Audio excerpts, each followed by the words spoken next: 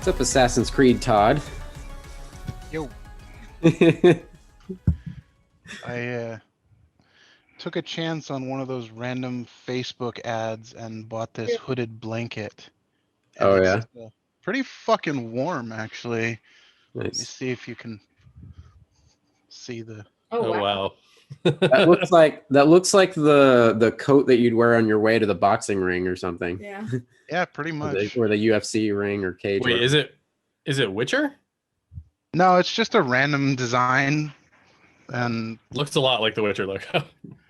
it's like a random Viking design. There you go, Todd. I put my hood up just for you. I did one of those random Facebook ad things exactly twice. The first time I got lucky, and it was like a sweater. It was like a tight The fit. Euro design jacket you had, right? Yeah, well, it was a sweater. It was like a hoodie, but it was like a slim fit Euro design. It had kind of like a sideways zipper to it and everything. It looked all like cyberpunky, and that one actually came out pretty cool. It took forever to get here, but it looked like it was as advertised. And then I went for one more. I don't even remember what the hell it was. Wasn't it one of those masks when the masks were first coming out? Oh, that was a different one. Okay. But this was like several years ago. It was some sort of other jacket or something, and it was like pure garbage. Like it was. I don't think it was even like sewn right. It was like this or something. It was. It was something. The canvas one that you have, or I don't even fucking remember. I think I just gave it to Goodwill. It was. Like, I don't even know what you're talking about. It was some sort of like button-up shirt or sweater, whatever. Anyway, it was something made from probably terrible working conditions, Chinese slave labor, and I don't blame them. yeah, that's probably where this thing came from too. Yeah. You guys are part of the problem. Yeah, we are. Well, literally any American who has a smartphone is part of the problem too. Mm-hmm. So there's nothing we can. There's no way that we can completely get it. Plus, like all of our game consoles and. Yeah, we are all monsters. Virtually all of our electronics. Yeah, there's so much Foxconn shit in my room right now. There's actually a really informative Adam Ruins Everything about that a few years back. Did you ever watch that show? Yeah, occasionally. Yeah. But just talking about, I forget what the episode was about as a whole, but there was a couple minutes where they talked about that, the whole argument of like, well, we should have more American manufacturing jobs and things like that. But just because that part of the world has very specific resources that go into all these devices, it would make no sense. Like it'd be more hassle. Yeah, it makes no economic way more money sense to try and dig that shit up here, and you'd pretty much fail. Like you just can't. Like that's where the resources are. We don't have silicon mines. Yeah. Not only that, but like cobalt is one of the big things that go into a lot of our electronic devices, and the majority of that is in the South China Seas. Like almost like 95 or 98% of the world's resources of cobalt are in the South China Seas. It's crazy. Getting pretty heavy for the Getting Off Topic podcast. Damn consumerists! As Byron was saying earlier, we don't really have like a show to review or anything. We're definitely going to get into like the Snyder Cut coming up. How dare Marvel not provide us with a show to review a week Exactly. after WandaVision? I mean, after Loki, it's going to be quite a long time until we have other Marvel stuff to review. Oh, well. Because after Loki, I mean, they haven't been shooting anything. Is What If before Loki or after Loki? I think it's after Loki. So after What If, but then, as far as I know, there's no new Marvel stuff after What If for months. Mm-hmm. Which, you know, we'll have more movies and stuff to talk about. Like Black Widow will most likely have come out by then. Yeah. And well, as I relayed to Byron earlier, we we will never run short of shit to just babble about forever. That's why I thought talking about Man of Steel and Batman versus Superman, because Justice League comes out on Thursday, and apparently the reviews are that it's not terrible. Yeah. Well, we'll get into it, but we'll get into it later. But yes. Dun, da, da. Welcome to the Getting Off Topic podcast. I don't know why I did the dun, da, da, but whatever. And this is actually the first episode which will feature our new theme music. Yeah, cool. Yes. Thank you to longtime friend Sean Krinsky. What's up, Sean? Yeah, shout out to Sean. We'll have to link his like Bandcamp or whatever, and for all his sweet synth and industrial tunes. You're still working on getting the new theme into the YouTube versions of stuff. Yeah, I haven't even had time to touch it yet. I'm officially taking slightly less hours starting this week. Well, tomorrow's my weekend, and then when I come back, I'm taking a little less hours. I'm starting later in the mornings, so I'll have like an extra hour or so to either get some exercise in or work on an hour or so. Yeah, I know.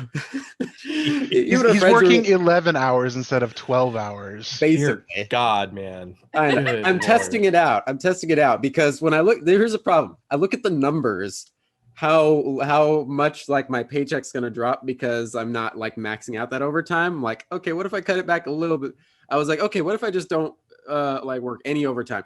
Oh God, no. So let's a little bit here, a little bit there, a little bit. So I'm dipping my toe into hey man, there's a thing called a work-life balance. Yeah. You seem to have no concept of that at all. Nope, not whatsoever. No, I'm definitely it's after my life alert episode, I decided, okay, obviously my health is not. Are you gonna go buy a plot of land in Fiji and put a hut on it or something? Oh my God, I wish. That'd be rad as fuck. Sign me up now. No, but yeah, after all that shit, is like the wake up call. Okay, I need to stop putting healthy habits on the back burner. So like eating a little better. Of course, today is Pie Day, so we got some fucking pizza. But happy Pie Day. There's this fantastic pizza place in Portland that my sister and I went to. It's called Life of Pie, and they have this incredible. They do these like wood-fired margarita pizzas. Ooh. With like fresh mozzarella on top and stuff. And their happy hour deal is it's $7 for a 10-inch. And beers are $5, and you can get them to go.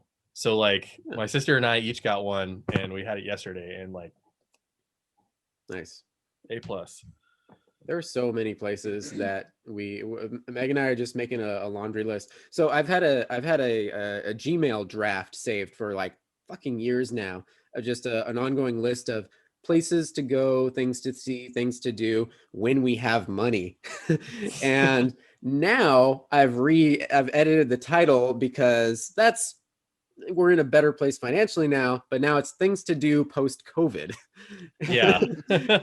And Meg found this really rad coffee shop that's nearby us in Anaheim that it blew up just this past week on TikTok. And so they've got an influx of business. In fact, I saw Instagram post from them today saying like wow, we're like overrun right now, but don't worry folks, the TikTok apocalypse will calm down eventually and we'll get back to our regular operations. But it was it's Requiem coffee, and it's like this crazy almost like an Alice in Wonderland type coffee house. Yeah, like an art house, like an art exhibit. Like it was built underneath a willow tree. Yeah. It's look up Requiem Coffee. You can find their Instagram, whatever. Do like a giant anthropomorphic squirrels bring you each cup of coffee? Yes. It looks like it'll happen. There is some like weird like tree thing where like kids can go like crawl through and stuff. There's like another corner that's all like gaming, and I think they have even like a little area for like you to set up laptops and shit. there's like a bunch of little theme sections. There's like a video game corner. There's a bunch of this stuff. But That reminds me of there's this VR game called Moss, and it's you Moss you play Simulator. well, you play this like sort of ethereal magic creature, but you actually control. So if you look down into like a puddle, you see like sort of like a no face, sort of like floating head, and you've got orbs for arms, but you control a little tiny mouse, and you're in the mouse's like scale world. So everything is big to the mouse, sort of small to you, but everything looks to scale. So like a bird would be terrifying in scale to this character that you're controlling, but because it's in VR, you have the sense of scale of her world. So everything looks much larger. Oh, sorry. It's incredible. It's sort of like a Mouse Guard or Secret of Nim, sort of inspired in terms of like that ethos of like the larger world would be terrifying to a tiny mouse, you know. And it's incredible. It's like one of the best. And between you as this like ethereal being, you interact with the world to move obstacles for Quill is the mouse's name. So that she can get places. So like you have to like pull a lever or like move a giant boulder so she can jump on top of the boulder, etc. So you're not actually, the player is not the mouse, but you're just you do it's sort of a hybrid. So you use it's sort of like a Zelda-esque controls. So you control Quill as the mouse with the analog stick and slash with B and jump with A and that type of thing. Gotcha. But then you also grab physical objects in the environment with the grab button. Gotcha. It's incredible. It's one of the best VR games I've ever played, and it's one of those games that I like highly recommend anybody who's into VR check out, because it's the sense of scale and the art design. It's just a really fantastic game. Yeah. You kind of hit a nostalgia button right there for me, because this came out of nowhere, but it totally reminded me of like fucking Honey, I Shrunk the Kids when they're I mean, it's very much that sort of aesthetic. Yeah, because if I could have VR a is really, really good at showing a sense of scale. Yeah. So if I could get a VR Honey, I Shrunk the Kids game and I'm hanging out there like riding Auntie. I mean, it's honestly, it's just a matter of time. I don't know if there's a VR mode for this, but there is Grounded. Yeah, there is a Honey, I Shrunk the Kid game called Grounded. Grounded? Yeah. Yeah, it's by isn't it Rare? I believe so. Let me see. Oh no, it's Obsidian. Oh, that's right. It is Obsidian. I knew it was a new Microsoft studio. Huh. Yeah. Or a Microsoft studio. Yeah, one of the Microsoft studios. One of the many, many, many Microsoft studios now. I mean, that's crazy. The finalization of the Microsoft takeover of Bethesda has happened. So, oh wow. ZeniMax is now officially the Microsoft Studios. And they got, I mean, if you look at how many games and studios are in that acquisition, there's a reason they paid $1.6 billion for it. Yeah, it's a fuck ton. Like they own Doom, they own Quake, they own Prey, they own Wolfenstein. Well, just the games that they put on the Game Pass right now. Yeah, so they own it's Fallout. A good time. It's a good time to be a Game Pass owner, because they definitely put most of the games, most of the more recent games on the collection here. Weirdly enough, Doom 2016 isn't available yet. What's the name of that? Is that just Doom? It's just called Doom. Yeah, it's just, Doom Eternal is available, but not Doom 2016. It's probably some licensing deal, I'm guessing. Right. Still waiting on my goddamn laptop. Just want to play some fucking Doom Eternal and Cyberpunk.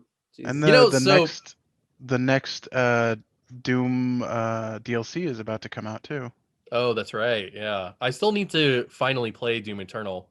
Yeah. It's one of those things where like my backlog is so like, jeez. Yeah, I know. Where that's all so absurd at this point. The never ending steam. I started my buddy Dane and I, Dane. Yeah. He's really into Destiny 2, and I am one of these Destiny 2 players that like plays for like 3 months and then stops playing and then play, etc.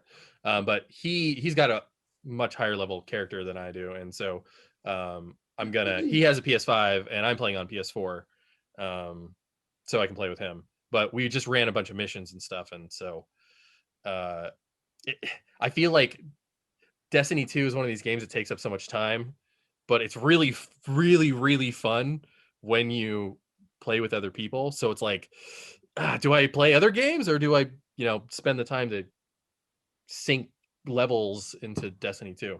Yeah. So Meg is, well, she took a few days break from, I keep wanting to call it Farmville. Why? Because farming, Stardew Valley. I mean, yeah, but it's Farmville without microtransactions. But I saw a random ad on Facebook of all things a week or so back for up and coming game, which is basically Stardew in space, one lonely outpost, and it's I mean, it's on my wish list now in Steam. It's still in development. In development, yeah. It's not even the same guy that did Stardew. No, yeah, but it's supposed to be coming later this year. But I mean, it looks fun. Yeah, if you like Stardew, you'll like this. It seems to be like Stardew in space, basically. Todd, have you tried out Valheim yet? Yes, I have. I've been playing that a lot lately, actually. Valheim? Go ahead. It's a survival Viking game, basically. It's Minecraft Vikings. You start out as pretty much a Viking with a tunic on and nothing else, and you have to punch trees, get wood, get stone, build a giant home, and then kill monsters. Nice. So it's something I think is interesting is like there's like a survival genre for like every single hyper specific interest now. Yeah, like pretty much. Like there's like sci-fi survival games. Oh, that of was Decay 2 is a zombie survival game. There's also Project Zomboid, which is an even more intense zombie survival game. Have you actually played Project Zomboid? I have it. I backed them when they were very first starting. I got so into State of Decay 2 recently that I was like, it's not enough. I need more. I need to go deeper. But you're actually getting in on the tail end of the survival genre. The survival genre is kind of falling big for a long time. It's kind of falling out of favor, but like it's apparently not with Valheim.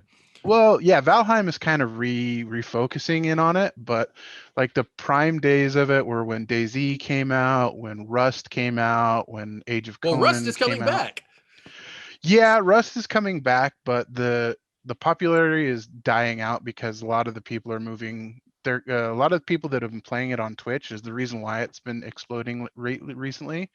They're moving back to GTA RP, so Rust is gonna die off again soon. Not only that, but Rust actually had a major incident where all of their European servers literally died in a fire. The data center that was holding the European Rust servers. That's not good. Yeah. I've never really understood. Have you ever tried playing GTA Online? Yeah. I personally think it's a fucking disaster. It is. Mainly, I mean, the gameplay is chaotic and too much, but it's mainly the load times for multiplayer are so absurdly long that you spend 75% of your time waiting for loading screens and not actually playing the game. That's why GTA RP is so huge right now. GTA RP, like you're just in the open world. You're not doing any of the missions. You're not doing any of the loading screen stuff.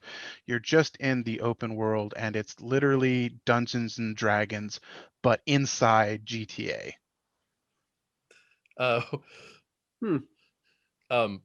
Bullet. Rocket launcher. No, but it's people taking GTA RP is people taking on roles like the one person's playing a cop, one person's playing literally a person inside Burger Shot giving you the burgers.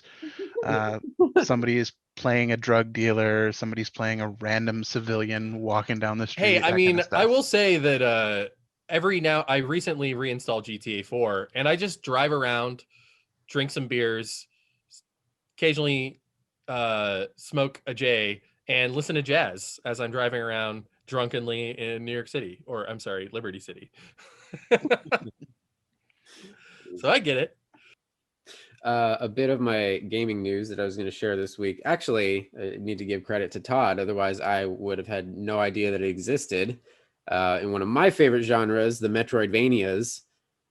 Todd, you showed me the trailer for fucking Turbo Kid, the game. What? Yeah. Yes. Wait, okay, so didn't that movie come out like 6 years ago? Yeah, pretty much. So is 13 maybe, or- is there like a resurgence in that franchise that I don't know about? No, it's just a cult hit. It Yeah, just took I mean- a really long time for them to get a game out. the fans of it have been dying for a sequel for ages, and it just, I guess somebody decided to make a game. But they've Isn't got that movie like really hyper violent too? yeah. It starts It is off. and it isn't. That's just the great part about it. It's so bizarre. It starts off like, you never seen it?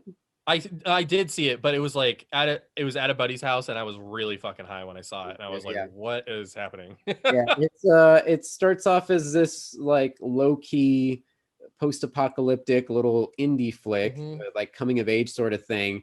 But then this kid finds this fucking blaster arm thing. It's basically like Mega Man, and it's not like a fun little pew pew. It like Yeah, it like explodes, explodes dudes. motherfuckers. Yeah. Yeah. With And a it just giant goes on. squelching noise and And doesn't blood like shooting somebody's head fucking get everywhere. cut off with a sword at the end of the movie? Multiple heads get cut off Yeah. with varying weapons. Implements. Yeah. But I It's- love the fact that they ride around on bicycles. Even the bad guys ride around on I bicycles. mean, if you don't have any access to gasoline, bicycles would most likely be the best form Exactly. of transportation. But Yeah. I just love like the dichotomy of Yeah. that. It's like I, this. I love the opening credits are shot to push it to the limit, and it's a montage of him riding his bike. Yeah. That's the greatest opening ever. It's like this. It's weird mashup of like this horrifically bloody action post-apocalyptic movie and this like indie darling love story coming of age on bicycles. It's That feels like it should be on. That feels like it should be on Last Drive-In. oh totally, yeah. Like that definitely fits into that It's a universe. horror, but they've kind I of been mean, branching but out. they do non-horror stuff occasionally. yeah. The Can- directors have the other two movies that they've done are basically horror films, so Yeah. it wouldn't What be else too far did they out.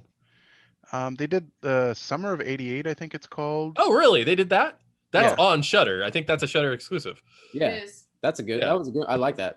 I like that Yeah, one. that one was good. I enjoyed it. So there's no reason Turbo Kid can't be on Last Drive-In. I mean, they've already got like a relationship with Shudder. I'm gonna hit them up on Twitter. I mean, season 3 starts what in like a month? April? I believe. Couple weeks, I think. Oh, it was April. No, It's- yeah, It's in you're right, April. April I think it's 16th. the 16th though. Yeah, Cool, rad. that sounds about right. In sort of, I guess, gaming related news, you guys familiar with the ridiculous GameStop stock shit that was going on? The Stonks. Game stonks, yeah. Yep. I managed to finally pull out my 3 little shares that I threw in there. Thank God, this past week as the price started to go up again. Partly, I think, still from between that war of the everyman redditors and That war is still going on, by the way. yeah, but also exacerbated from recent news that GameStop is bringing in or brought in co-founder of CEO. Chewy to basically spearhead or be on this council of them really trying to push to upgrade their e-commerce and really trying to just reshape the company to actually be able to, number one, stay in business and actually be a solid competitor to Oh, you mean they're gonna upgrade their website so it's not like it's made in 1998 and never God, their been website upgraded? is so bad. Yeah. Remember that sale that I was telling you about that I was so frustrated about? 90% of that was dealing with the website. Yeah. Because like by the time I went to go buy something, it was like, oh, it has been removed from your cart. And it's like, yeah, because it took me 2 minutes to load the goddamn shopping cart. Oh, that's what happened to me multiple times over when I was trying to be like the cool kids and get a Switch during the early days of quarantine. It's just like, oh, it's there. Click, add to cart. Go to cart. Oh, it's not in the cart. Just like over and over until I was like, fuck this shit. Yeah. Anyway, I thought it was interesting. I don't know what their future will hold, if they'll actually pull through or not. I mean, I personally think that their idea to like pivot at least somewhat into retro games, I think that's a good idea because it seems to me that retro gaming as a hobby is only going to become more popular over time, not less popular. Oh yeah. So like, because eventually all the kids that grew up with like their first console was the 360 and the PS3, they're going to want all those old PS3s and 360s, you know, because especially those consoles are incredibly hard to emulate. So you're not going to be able to play them on anything. Yeah. So yeah. I think long term, if they pivot into retro gaming, it's going to hurt the retro gaming market, definitely, but it'll make it more consumer friendly. Yeah. Yeah.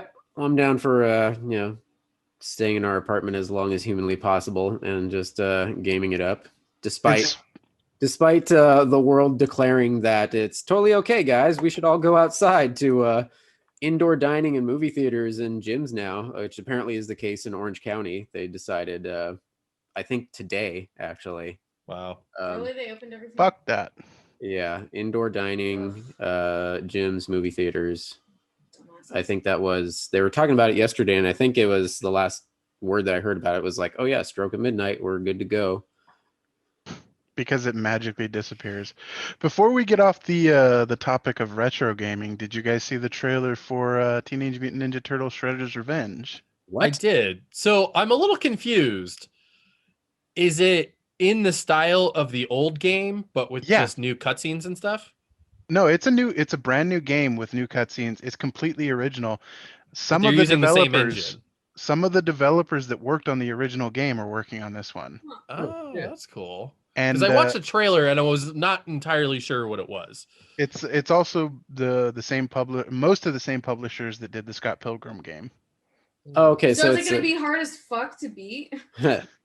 Those street brawler games typically are. Yeah, it's the spiritual sequel to the original and it looks like game. it's using at least an engine that is inspired by the original engine. Yeah. Okay. That's fun. Then I'm down for that, because like Ground Control, that amazing retro arcade bar that I've told you about up here, I've managed to almost beat that game at Ground Control a few times with like 4 friends on that cabinet, and it's a lot of fun. Nice. Probably one of the best 4-player arcade games that ever came out. Yeah, those Acclaim early 90s ones, the Simpsons arcade game, the X-Men arcade game, like those are all just like mwah. I played the X-Men one. It was probably 2 or 3 years ago now, at one of our Orange County friends' birthdays. It's 2018. 2018? Yeah. Okay. Yeah, like early 2018. I don't even remember the name of the place, but it's a barcade up in LA somewhere. But they had that. I didn't even know it fucking existed. The X-Men arcade. 6-player? It's like 6 or 7 player. It's yeah. huge. The 6-player. I mean, I think it maxes out at 6, but okay. Yeah, that thing is amazing. There's one of those at Ground Control too. Yeah, that was you got pretty far, but yeah. I agree. The retro stuff is here. I mean, like that Turbo Kid game, that's another pixel art game. Like there's new games that are being developed to mimic retro games. Oh yeah, like one of the biggest ones that just came out recently is a game called Loop Hero, and it's literally like NES, almost Atari graphics, but it's huge. Mm-hmm. And it's become its own like genre at this point. Yeah, pixel art games. Yep, I'm down. I like it. Let's see. I don't know if I had anything else gaming wise. Oh, there was It's been a slow gaming week. yeah, there was somebody on Twitter apparently. I don't know how they're connected to Sony, if at all, but supposedly, according to this leaker, that the several PlayStation exclusives were supposedly getting PC ports pretty soon. God of War, the Uncharted collection. Yeah, because Sony wants money. And they've finally realized that, especially after Horizon Zero Dawn, because Horizon Zero Dawn was originally a PlayStation exclusive, Yep. and then about a year ago it came to PC, and that sold gangbusters. Well, So and it makes sense because Microsoft has a huge like presence in the PC space. So if Sony doesn't also, then they're just losing market share in the PC space because PC players are most likely, I mean, very few of them. Like, I mean, I would say the most common selection is PC, Sony, Switch. Because like if you have Microsoft, then you can just get PC versions of Microsoft games. yeah, because especially now with Play Anywhere, yeah, you absolutely. can buy the game on Xbox or you can buy the game on PC, and then play it on the reverse. So, But like most likely, it's going to be a while until I get a PS5 because I have a good enough computer to play most new next gen titles. And PS5s are $500. And they're So like like impossible to find. I mean, what I'll most likely do in the interim is get a PS4 Pro used or something so that I can play, Destiny 2 in 1440p. Yeah. We don't even have the Pro. We still have the original PlayStation 4. I mean, that's yeah, what I have mine's the too. original. Yeah. I swapped out the hard drive because the hard drive was getting long in the tooth, let's just say. And so I swapped it out for a FireCuda 2 terabyte hybrid drive. So it's got like 512 megabytes of SSD cache and and then 2 terabytes of 7200 RPM hard disk space. But it caches the things that you use regularly so that it minimizes your load times dramatically. So like that was an excellent upgrade. Byron, you're doing this wrong. You're breaking the cardinal rule. Whenever you're talking about like RAM and hard drive space, you got to talk like you're in the movie Hackers. So years down the road, you're going to sound horribly dated, but you're going to 2 gigabytes should be fine. Yeah. You got to sound excited as shit and like you're the most badass person. Like, I'm talking about 32 gigs of RAM, man. And this and I got 100 gigabytes in my head. Oh, God. And I'm talking to like sentient dolphins and shit. I love that. When's the last time you watched it? I watched it like a year and a half. I watched it a few years ago. I watched it like 3 or 4 years ago. I watch it I mean, it's one of my favorite movies. I definitely watch it pretty regularly. I want room service. Fucking love it. And doesn't it have what's her name? Carrie Werr. Carrie Werr. She's in Dina Meyer. She's in Starship Troopers. Are you thinking Dina Meyer? Because Dina Meyer's in that one. It might be Dina Meyer. Yeah, we Did we talk about this? Yeah, a couple weeks ago. Yeah, we've already had this conversation. Expressing our love for Dina Meyer. we just have the same conversations every couple months in perpetuity. I mean, hey, this is what happens in your 30s, kids. Yeah, right. It's funny. Well, skipping over because again, we didn't really have like a show to review, so I just got a shitload of headlines, and I kind of fell down a rabbit hole on some of the horror websites. But tangentially related, first off, what I'm getting to is we're talking about Ninja Turtles.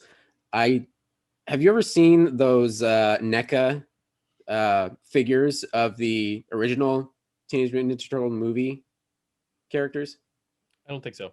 Oh my God, they're fucking gorgeous. Like I saw them at a con, it might have been WonderCon a few years back or something, but they're maybe like at least a foot tall, all 4 turtles, and they're like screen accurate and gorgeous. Like I'm not a huge like figure collector, but like every now and again every now and again I think about them and I'm like, fuck, those would be really awesome just to have. That's Only if they're from Teenage Mutant Ninja Turtles 3 and they're in their full samurai garb. Oh. That's my favorite part of the first movie is when they say tequila, they're supposed to be teenagers, right? So they don't know what tequila is. So they all go, tequila? I remember them dancing to that, but I don't. And then when they say tequila, they all sort of look puzzled at tequila is because they're teenagers. They're not supposed to know what tequila is. So they go, tequila? I'm gonna have to do a rewatch because I don't remember that. You'll see it and you'll laugh. Okay, all right. Because I was well into my 20s the first time I noticed that moment, and I laughed quite a bit. I distinctly remember it different. They say they're goofing off, and then they go ninjutsu. They do that later. Okay. These are the important topics, So kids. basically, you're both. We're arguing minutia of a 30-year-old movie. Hey. I mean, great. isn't that what this whole podcast is about? Yes. A fantastic 30-year-old movie that still fucking holds up. Fantastic. Of course it does. So good. Honestly, they're better than I remember. Honestly. These really are, yeah. I mean, I love the first two. The third one, I think I only saw it once in the theaters. And even as a kid, I was like, I'm not that impressed with this one. Not. And it's the got best, the best comic book movies. And it's got Sam Rockwell in it. So in the third one, really? The first one. Oh, the first one, yeah. Yeah. Sorry. Yep. Best comic book movies until Dark Knight comes out. Yeah. Hey, Blade is pretty good. That's exactly what I say. Blade's pretty fun. Blade was pretty good. Yeah. Also, Tank Girl's pretty good. Fucking Tank Girl. Oh, God. Anyway, what I was going to get to, so since we bridged that far over to Ninja Turtles and the NECA toys and everything, for figurine collectors, as I was browsing through the horror-related news, they're putting out a whole new line of the Universal monsters, like we were talking about in the last weeks. Are they in black and white? They have one. They have a black and white Frankenstein. That's Frankenstein's monster. That's already out, I believe. They released a tease for Lon Chaney Jr.'s werewolf, Wolfman, excuse me. And this isn't a Universal monster, but this past week they also revealed an American Werewolf in London figure. Oh wow, which is badass. That is so cool. Yeah. I'll have to send you guys the link really quick. But yeah, it's what's his face in full wolf mode. I want all of the toys, but I don't want the toys. Yeah. Even just this past weekend. So I usually on Monday, Tuesdays are my weekends. So that's when we clean up the rabbit cages and just like vacuum in the front of the apartment here. And the most annoying part is deciding if I'm going to actually dust the shelves, or particularly the entertainment center, because that's where all our little figures, the few figures that we do have. I've got a little Ash from Evil Dead 2, and Meg has a few little like Funkos and shit. But it's such a bitch. Once you start collecting figures, then you have to take everything down to do the dusting, or you just decide, no, I'm just not going to dust at all and just let the dust sit there for ever. Yeah. Until you move or they move. Yeah, pretty much. Which get is get the glass cabinets like I got. Yeah. They're fairly dust resistant in there. I have not noticed any accumulation inside the cabinets. Yeah. Let me do that. That just means more space is taken up. Yeah, that's true. Anyway. Can never win. Anyway. Byron ran away suddenly. Here he comes. We're all just staring at him in shame. I'm gonna wait till he almost has his headphones on. Yeah, that fucking Byron, what a piece of shit, man. God damn. Can't even. Ugh. That motherfucker. He just. Fuck that guy. That fucking Byron. Jesus Christ, that asshole. Hey, Byron, what's up? Hey, man. What's up, guys?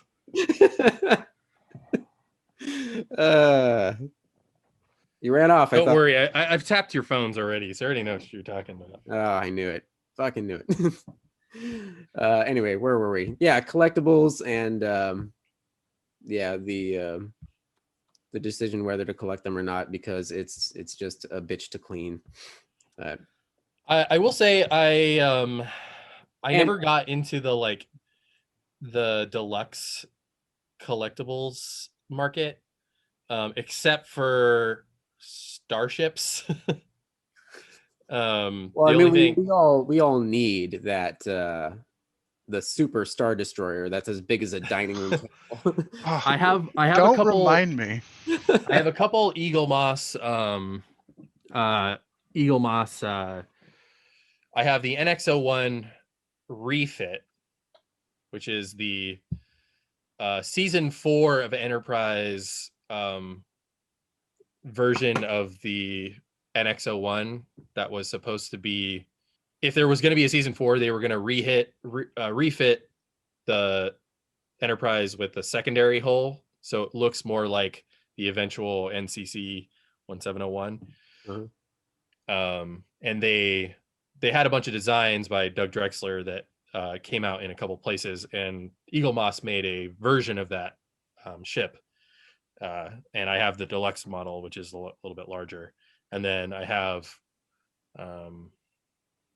what else? I have a Enterprise B, which is the Excelsior class. And then I have this like Enterprise D Bluetooth speaker. I mainly got it because it was a really good model and it was not super expensive. And it was a Bluetooth speaker, and I was like, hey, that's sort of cool. And it makes sounds, that type of thing. That works. It's got the warp sound. In Trek related news and models of the ship news, Shatner apparently is going to spend his 90th birthday. Oh my god, he's 90? He's going to be 90 in June, I believe. And he's going to be at a 2-day event at the this installation. It's a Star Trek set tour In New Jersey? I think so. It was somewhere out that way. Yeah. Or right it's where they filmed that Star Trek fan series back in the mid 2000s. Yeah, so there's a whole bridge replica there that was created by like a local super. It's not just the bridge. It's every single visible set from the show. Oh shit. Yeah. Nice.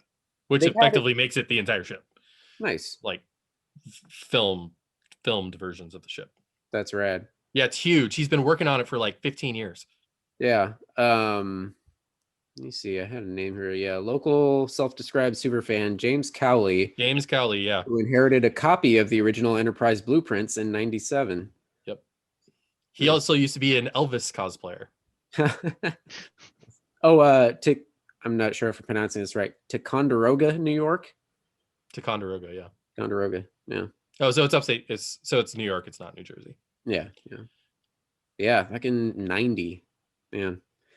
Yeah. So Cawley, he's interesting because he actually used to in the Star Trek fan.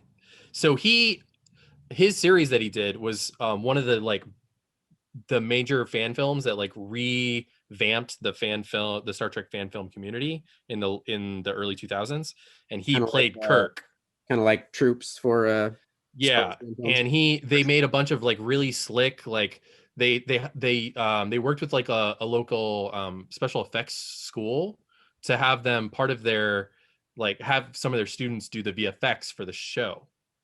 So they had these really slick looking space VFX that were done in the style of the 1960s ships, but with modern accoutrement, and he's in the first J.J. Abrams movie.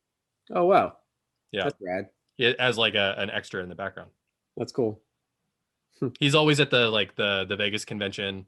I saw him last time. He's like a Trek celebrity, if you know what I mean. Now, a celebrity within this very small, tight knit group of people, and he always just hangs out. People try to come up to him, and that sort of thing. He got in a big. There was this big fan film duke out between them and Star Trek Continues, because there was because they siphoned off some of the talent that was working on his version, went over to Star Trek Continues, and as a whole thing. That sucks. Yeah. Yeah. I've always liked Collie. He seems like a good dude. That's cool. Did you hear in the litany of Trek news and rumors that we've already covered, like to a ridiculous degree, but apparently this past week it came out that Nicholas Meyer, our beloved director of Wrath of Khan, has actually pitched a new movie to Paramount. Yeah, that's cool because Nick Meyer is probably the most important figure of the Trek movies in terms of them being good. Yeah. And he co-wrote 6 and directed 6, and he wrote and directed 2, though he doesn't have the credits on 2 because they didn't want to. It's a complicated thing. So he directed it, but they were like, he also wrote it too, but there were so many other screenwriters on it that they were like, I just want directing credit because you guys won't give me the writing credit, but like, so they did it. They just gave him the directing credit instead. What are you trying to say? Star Trek: The Motion Picture was not just the greatest film ever? I don't know. Hey, man. I get they were going for gravitas, but I don't need 12 minutes of slow panning from 1,000 angles. Fucking Enterprise. Like, Jesus, that is excessive. Hey, that Jerry Goldsmith score though is fucking incredible. Yes, I'll give you that. Ilya's theme is my jam. Yeah, it's pretty good. But yeah, so apparently, as the story goes, he was already supposedly pitching, trying to pitch the SETI Alpha 5 show. Right, yeah, a show of some sort, and or miniseries, 3-part miniseries. Yeah, and there's no word on whether this has anything to do with that. If this is a retooled version, I would imagine that it doesn't. Yeah. Honestly, from what it read like, this could just be like because I read the same thing that you read. Yeah. I think or one of the various articles that all quoted each other. Yeah. And this could just be me like wanting this to be true, but it feels like it's set in an era of the past. If you listen to the wording of what he said, and it seems to me like it's pre-TOS, but post First Contact. There's a lot of time there. Yeah, true. But, for a second, like, I got me confused because I was thinking the movie First Contact. Oh no, like 2063. Right. Yeah. First Contact Day, where the dude strapped a warp drive to a nuclear missile and listened to some Steppenwolf. I fucking love that. What's that actor's name again? James Cromwell. James Cromwell. Yeah. Just bring him back. Give me a miniseries with him. He's been like 20 characters in Star Trek. Yeah, he's in that Next Gen episode, the Masterpiece Society. He's in this Enterprise episode too. He's been in Voyager as well under heavy makeup. Yeah. Oh yeah, he's also in DS9. He plays one of the first Dominion races that the episode where they get the missile lodged in the Defiant. Yeah. And he's like quipping it with Quark. Hey, space traders. Yeah, he's great. Which is so funny because that version of First Contact or that version of Zefram Cochrane is very different from the first mention of him, because they call him in the TOS, they call him Zefram Cochrane of Alpha Centauri. Because he moves there. That's where he retires to. Oh. So I read this. There was this post on Reddit a couple days ago that was about how there used to be this other race of humans called Centaurans that existed up until First Contact about the movie, that were identical to humans, that it was implied that humans got warp drive from before they developed it, or they didn't develop it. It's in that, like, Zephyr Cochrane was originally an Alpha Centauran, and humans made contact with Alpha Centaurans and then got warp drive from them. Huh. And this What was book like was that in? It was in a bunch of books. There were a bunch of books, and it was in the Starfleet tactical role playing game in the 80s. I don't remember that. And so there's a bunch of references to this other race of Centaurans, or this race of like humans, effectively, that look exactly like humans and are effectively humans, except they're not humans. They're from Alpha Centauri. And up until First Contact, this was sort of like a soft canon, and they were in a bunch of books. And then once First Contact came out, it just wiped out all of that away because it negated that theory. Anyways, it was a good article. You should read it. Neat. Whatever, you got Cochrane and Troy getting drunk on tequila. That's a much better. Yeah. Tequila. great. Tequila? Tequila. Tequila? Bring it back around. I swear that's wrong. I have got to watch that later. When she's arguing about time to Riker. Mm-hmm. Time? Yeah. We have no time. Yeah. We don't have time to argue about time. Yeah, she's great. She is. Let me jump back because I've got a few little bits of. Oh, Horror. real quick. The last thing I want to say about this is what I think the movie is some sort of Birth of the Federation thing. Oh, okay. Because that's the type of thing that he would be interested in, and it fits right into that window. Mind you, it could really be anything because that's like 200 years, so who knows? Yeah, it's a little bit of time to cover. That's what I hope it is. Yeah. So a few little bits, just random headlines of horror movie news I gathered. Bruce Campbell confirmed that the next Evil Dead will be filming this year. Yay! Evil Dead Rise. Wait, so okay. What? So is it in the original timeline, or is it a sequel to the 2011 reboot, or is it a sequel to Ash and the Evil Dead, or is it Has his hands up, like, or is it a All sequel of to like the the above. games? So listeners, you can't see this what I'm doing, but I'm doing a very cartoonish shrug. Maybe all of the above, none of the above, we don't know. All we know is it's a new protagonist. Really? When you talk to when you see the interviews with like Bruce and Raimi and all them, they're kind of cagey about like, yeah, it's sort of just another tale in the Evil Dead verse. They don't really consider it like a direct sequel to that remake that came out. Plus, hasn't he been? They're called Deadites in the Evil Dead universe, right? Yes. Yes. And Okay. hasn't Bruce Campbell been pretty forward about not wanting to redo Ash anymore? Like, he doesn't want to play Ash. Yeah, he's done. He's hung up the chainsaw and the boomstick for himself. Because they got how many seasons? 2 or 3? They had 3. 3. Yeah. I need to watch that show because I only saw a couple episodes. So good. Oh, it's fucking great, man. The only bummer is that you can tell. Well, because it was also there was Stan versus Evil that was on at the exact same time. I hadn't seen that yet. That's on my list to get around to. But yeah, it's fucking great. It's It's a on very par good time.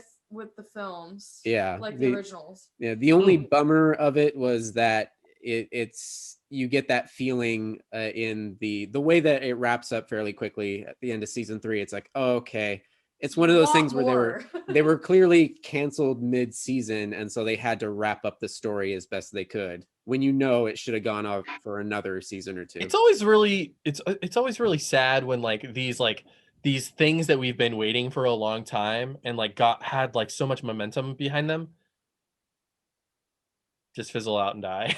Yeah. Well, plus, I mean, Lucy Lawless was in it. Like, Yeah. come on. Lucy Lawless and fantastic. If you're gonna watch it for anything, watch it for that. Yeah. She's And Bruce Campbell. yeah, and she's off the rails and fun as shit, as well as Bruce Campbell. The entire cast on there. Anyway, Does Sam Raimi's brother pop up at any point? I believe so. Yeah. Oh, really? Yeah, he totally does. Yeah. Okay. I remember right. Yeah. What's his name? Ted Raimi. Ted Raimi. Yeah. Yeah. He was on Xena, right? I'm pretty sure he was at some point in Yeah. all of those. Yeah. Yeah. So this is actually the story to this was announced a while back. Evil Dead Rise. It's actually they're getting away from the cabin in the woods. They're bringing it into the dead of the city. So there's a female protagonist. She is caught in a skyscraper. Essentially, it's Evil Dead and Die Hard. Essentially, they're trapped in a skyscraper with deadites running rampant. And are they the like hooga booga boogala type of deadites, or are they like zombies? I don't know. Yeah, This is all we know. And I'm just interested to see what type of tone they're gonna go for, because like, I mean, Evil Dead is like barely a horror movie anymore, so I hope they go full tongue in cheek and don't try to ultra realistic it. yeah, I only saw bits and pieces of that remake, but from what I saw, they were just going for hard, gory, disturbing as they could. Right? There wasn't any like yeah. It was like way more violent than the originals, Yeah. and it was more like solidly horror. Yeah. Yeah. So they're saying the movie's going to be written and directed by Lee Cronin. I'm not familiar. Is that interesting? First feature was The Hole in the Ground, and he was handpicked by Raimi himself. So, yeah, we'll see. Interesting. I don't know. What else we got? Oh, in the rumor mill, I don't know what to make of this. Rob Zombie. No. No. There are I heard rumors. about this. This is a no from me. Yeah, hard pass. Rob Zombie I think I heard apparently this has rumor been too. rumored to be attached to a Munsters film. No. The Munsters. Don't touch the monsters. The happy, smiling Munsters. Okay, so like Meg, what was your opinion on this again? No. so Rob Zombie makes really good haunted houses, Mhm. but not so great horror movies. I didn't mind his I like his first three. his Halloween remake. I actually didn't mind, which Yeah, I maybe like Rob Zombie as maybe people think is blasphemy. I thought it was all right. Yeah, I like him as a movie maker. But don't touch the monsters. That's not a Rob Zombie horror film. Yeah, that Come on. that makes no sense. I mean, you could always do. What we were just talking about, the original Evil Deads were highly. I mean, I guess it makes slightly more sense than Tim Burton, but like doing Wednesday? the Wednesday Addams thing. Okay, so do you guys remember Brian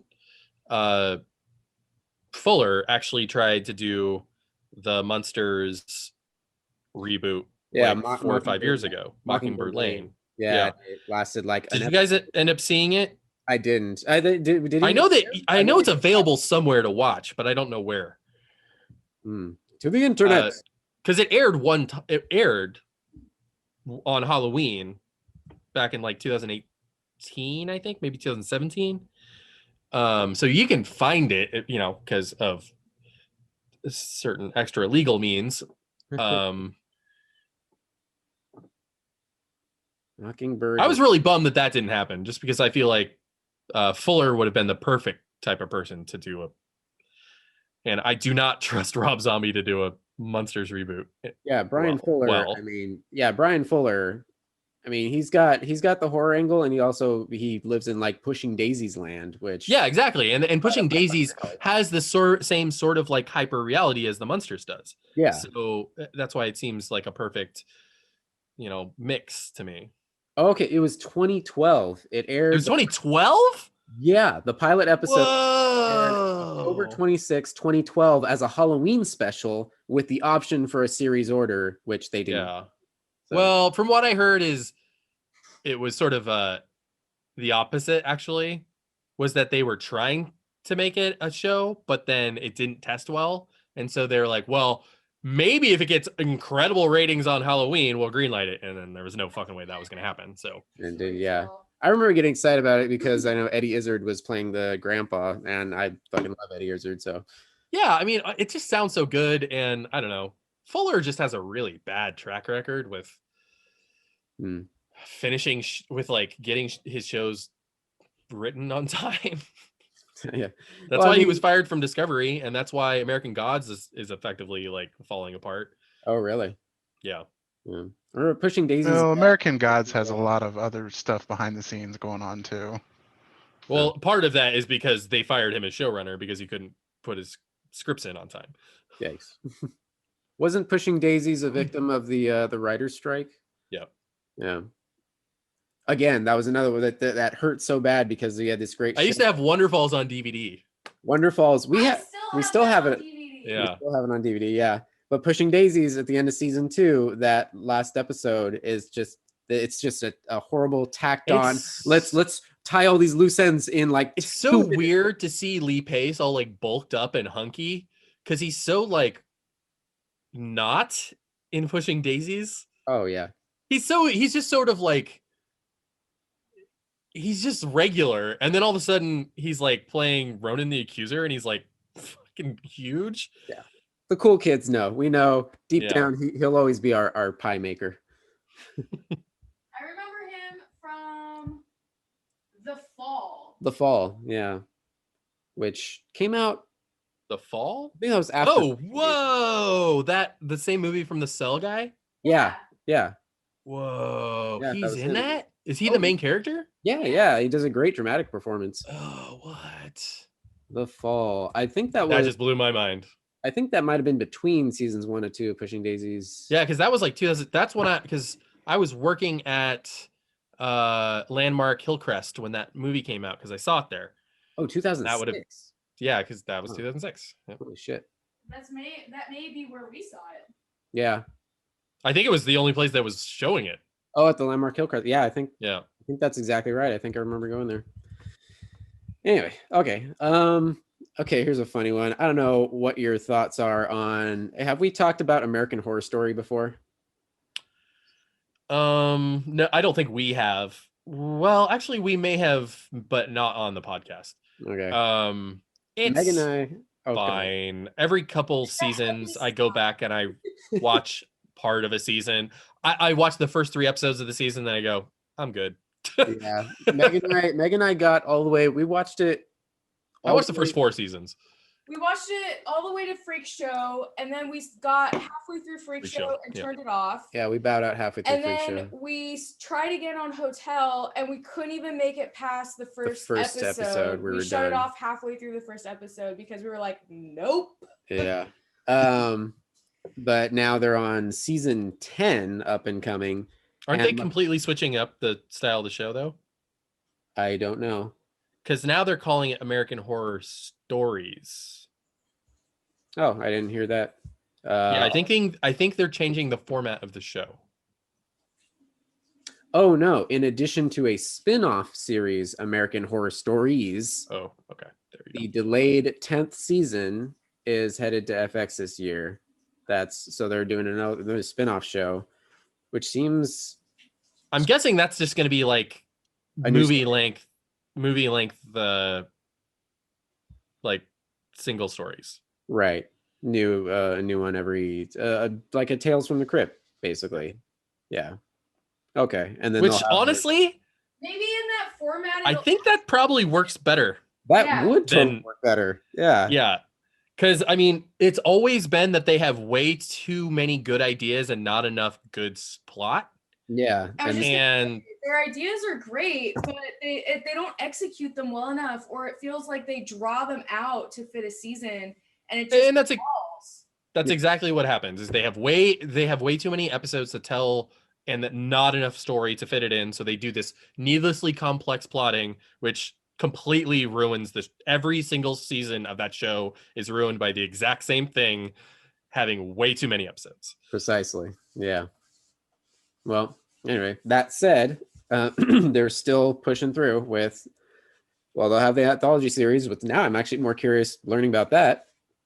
And meanwhile, the 10th season of the original show will be airing, will be coming later this year. And Macaulay Culkin, I read about that casting, yeah, has joined the cast. Honestly, I mean, he fits perfect in that universe. Yeah, they shared it. Ryan Murphy shared a little picture of him looking all kind of with a goofy smile at the camera and some caption about like, oh, something evil, something wicked this way comes. So a nice little aside about Macaulay Culkin real quick. Remember those Red Letter Media guys that I bring up every couple episodes? Yeah. So Macaulay Culkin had this weird thing like 2 summers ago where he spent a summer in Michigan with them and was on their show for like 5 or 6 episodes. He kind of just bounces around and just does a bunch of and like he was just like a part of the Red Letter Media crew for like an entire summer. He does whatever the fuck Macaulay Culkin wants to do. And the thing is like the guy is wealthy enough that he could literally just like live in the Hilton in Michigan for like an entire summer, and that's just what he's doing now, you know, like he's Richie Rich. Yes. Is Richie Rich. I wonder, Todd, do you have any idea what his net worth is, or is that something that you can find out? Because I feel like that is something that the public needs to know. You know, Let's find out. I've told you about the Boogie Monster podcast that I listened to with Kyle Kinane and Dave Stone, and there was an episode a few months back where Kyle Kinane was laughing about that because he said all those sites, all those figures are complete bullshit. They're like, they've got me listed at like 5 million, do they? Can you write me a check, please? Yeah, like, right. Tiny apartment here in fucking Glendale or whatever the fuck. According to estimates, he is worth around 16 million. That feels right. Sure. Yeah. It's probably a little high, but feels right. I know he had a podcast going for a while. I think he got into like pro wrestling. He's got a YouTube channel that has a lot of subscribers too. So he was an artist. He was a rock star for a touring rock star for honestly, a while. that dude, like, I know that he got a lot of like weird shit very early on in his career in terms of like way too much attention that like children shouldn't have. But like, I don't know. He seems like he turned out relatively okay. I mean, it could have been a lot worse, basically. It could have been a lot worse. Like he was in a bad spot for a while. For a few years, he was addicted to cocaine and a few other things, and he got really but like, skinny. what child star wasn't? Yeah, true. Like, good point. Child star wasn't. Yeah, I listened to him on a podcast like maybe like 5 years ago or something, and he seemed like a chill, like he seemed like he was very level-headed and like he's fully aware of like the craziness of it all, what he is to other people, the bonkers thing that he must look like to other people, but overall he seems like he came out okay on the other side of it, as okay as he could. And like, honestly, if I was, if I had the keys to the kingdom, like I didn't have to work a day in my life. If you had a McDonald's inside your house. I mean, that's probably what I would end up doing with the rest of my life. Just like try random shit all the time. Like, okay, I'm going to spend 5 months doing this because I decided I want to try being a rock star for a little while. Then I drop that completely and go write something, or like I'd be all over the map. I wouldn't know what to do. The way I see it is if you come out of Hollywood as a child actor and you're not dead by 27 or 33, I think you've won the lottery. Yeah. Like you're doing all right. Turn into an Olsen twin. Hey, they're practically billionaires. Practically, no. I think they were billionaires. Oh, really? Okay. At the height of their media empire that they had going on, I think they were actual billionaires. Like I do feel sorry for them because because I feel like women specifically get it a little bit worse in Hollywood than men do, and like they had like we're reevaluating all these like really exploitative interviews and attention from the media that these young child stars get, and they were one of the ones that was called out that like I think it was Letterman was like grilling her about her weight and if she had an eating disorder, and like she was like 16 or 17 at the time. That's I just think it's so fucked up that we ask these things of children and expect them to have any, like, even if they weren't children, even if they were like 25 or 26, like, none of the media. Don't fucking ask people that shit. Yeah. And go ahead. And it doesn't really bear any relevance to it either, because Byron is completely right. But she was addicted to cocaine at the time too. That was when one of them was with. I don't know if they were with Heath Ledger, but one of them was involved. Yeah, one with of them Heath was Ledger, dating him for a while, and she was underage while Heath Ledger was not underage. Yeah, and I was just about to say about that, actually, that a lot of those people, they're hanging out with people who are older than them. All of their friends have access to whatever the fuck they want, because, like, I've hung out with the children of LA producers before. I dated someone who was the child of an LA producer, and we could have gotten literally anything we wanted at 16. We didn't want it, but we could have. It would have been like one phone call away. Oh, so, like, but the thing is that the people that are working with them, they know that. They're totally aware of what these kids are doing, and they allow it to happen because it allows them to have a semblance of control over them. No. So, like, go ahead. Oh no, I just had a flashback to an old Dennis Leary stand-up set where he was talking about that child star thing and just saying, like, I don't know, man, I'm like 18, I have credit cards, what the fuck? Yeah, exactly. Have you guys did you see the trailer for that new the Children of the 90s movie, with Anya Taylor-Joy? No, the documentary about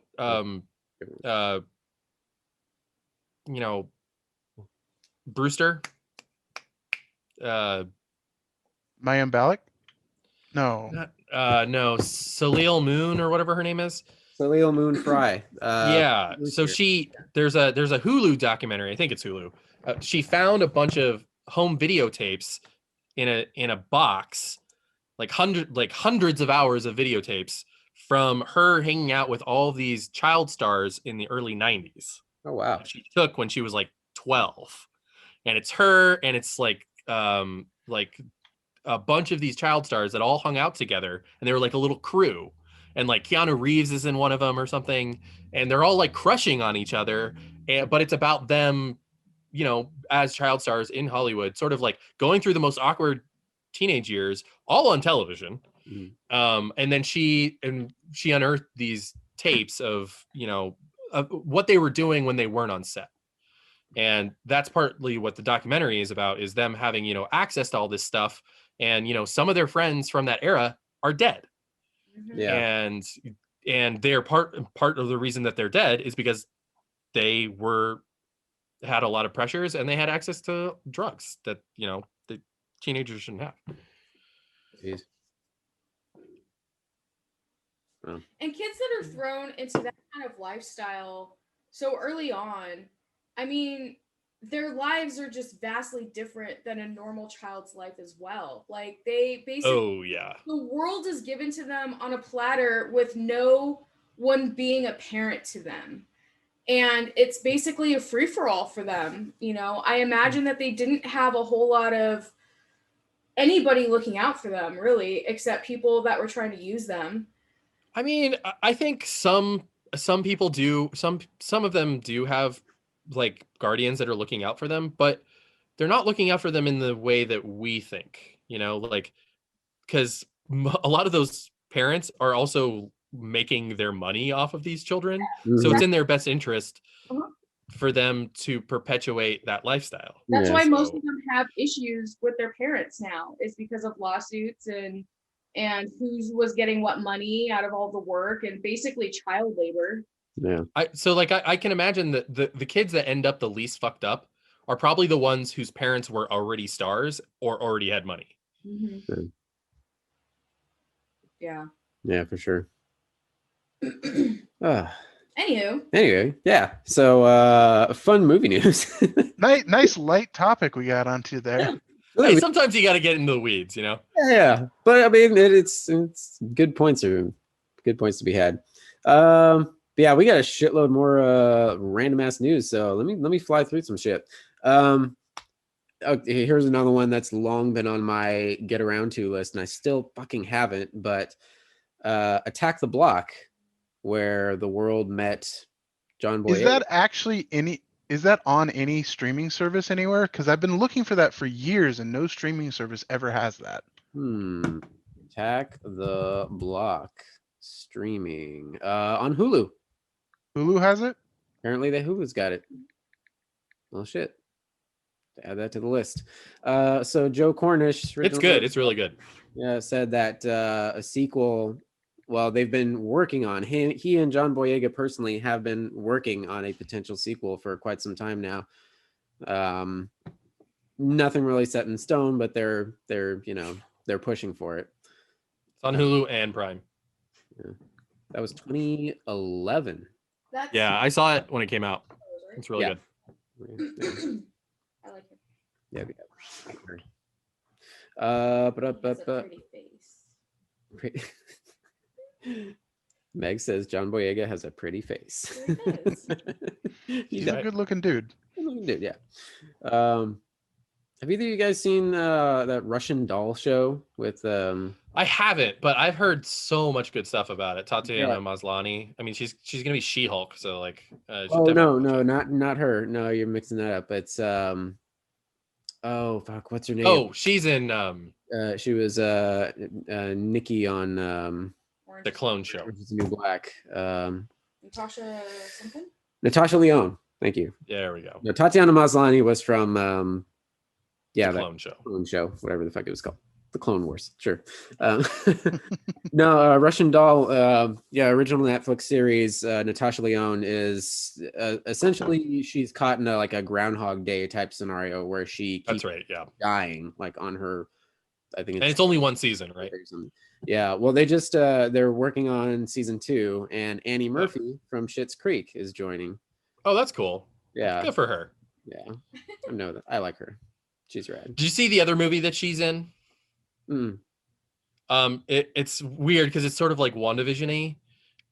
She plays. It's this like trying to. She has this like false universe that she creates with her like abusive husband. Oh yeah, where he's like the sitcom like guy, and she's like the doting, like she's like the way too hot for the like loser piece of shit.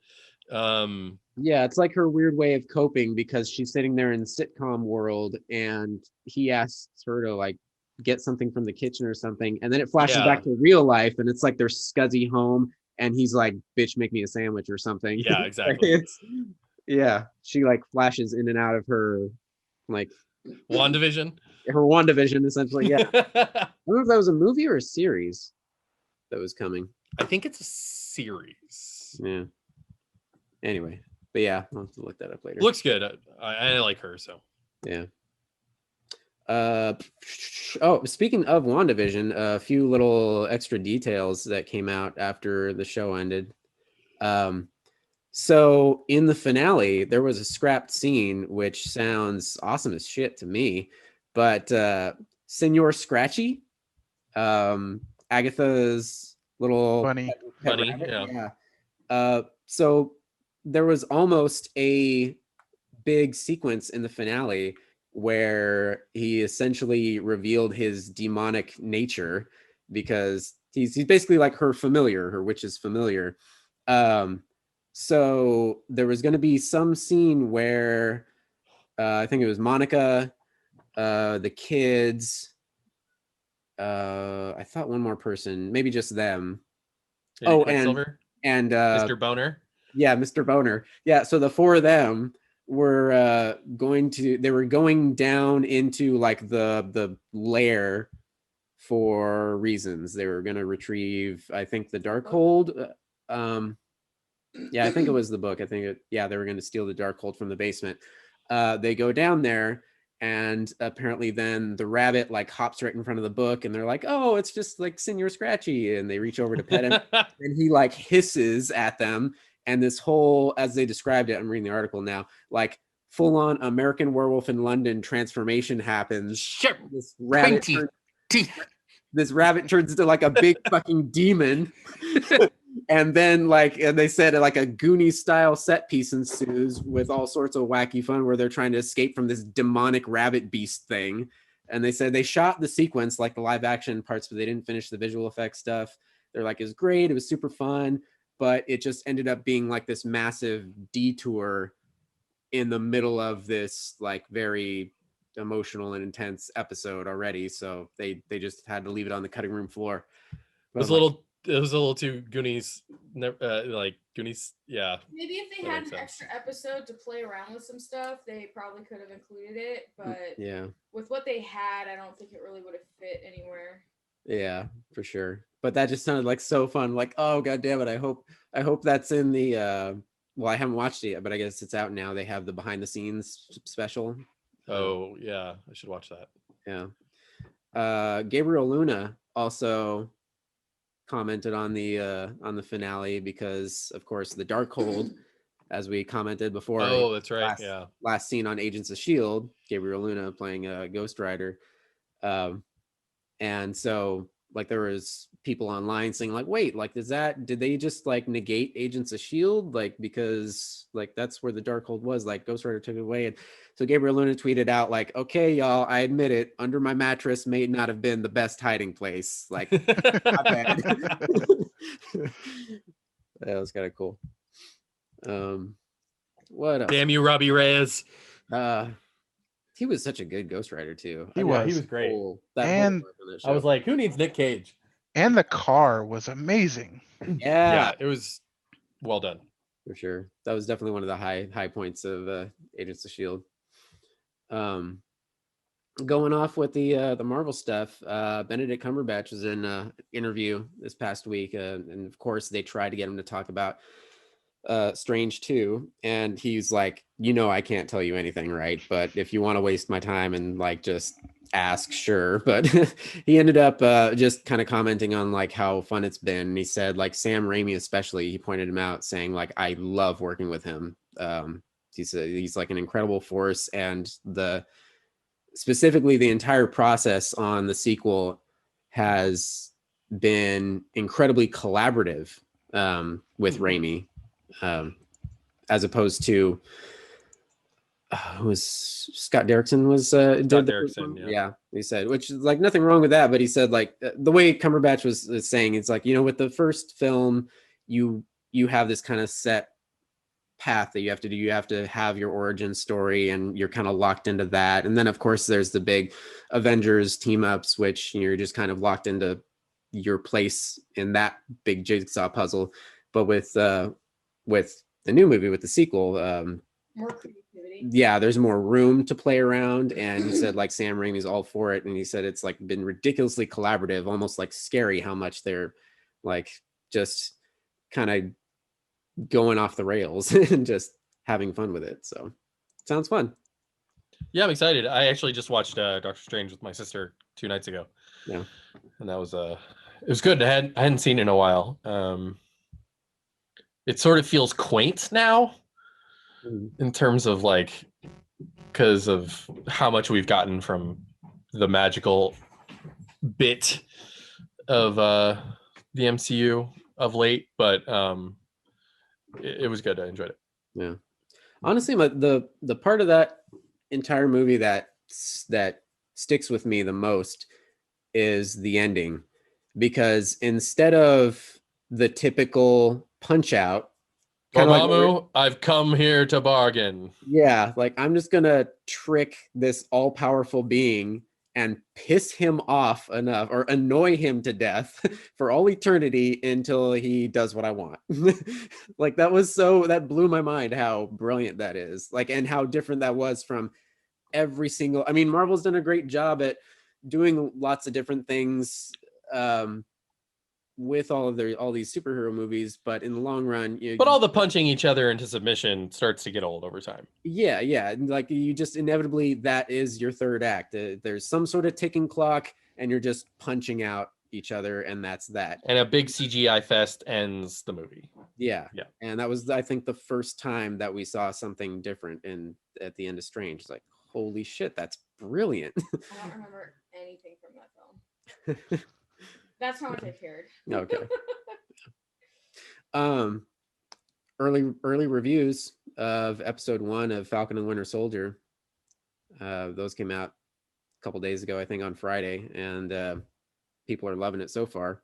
I mean, it's just the first episode that they've been allowed to see, but I'm really excited. And so I actually am into the Secret Empire stuff now, but it looks like, from what I've seen, the run of the storyline they're doing in Falcon and the Winter Soldier is Nick Spencer's Take Back the Shield run, or at least influenced partly by that Take Back the Shield run, when Falcon became Cap back in 2015.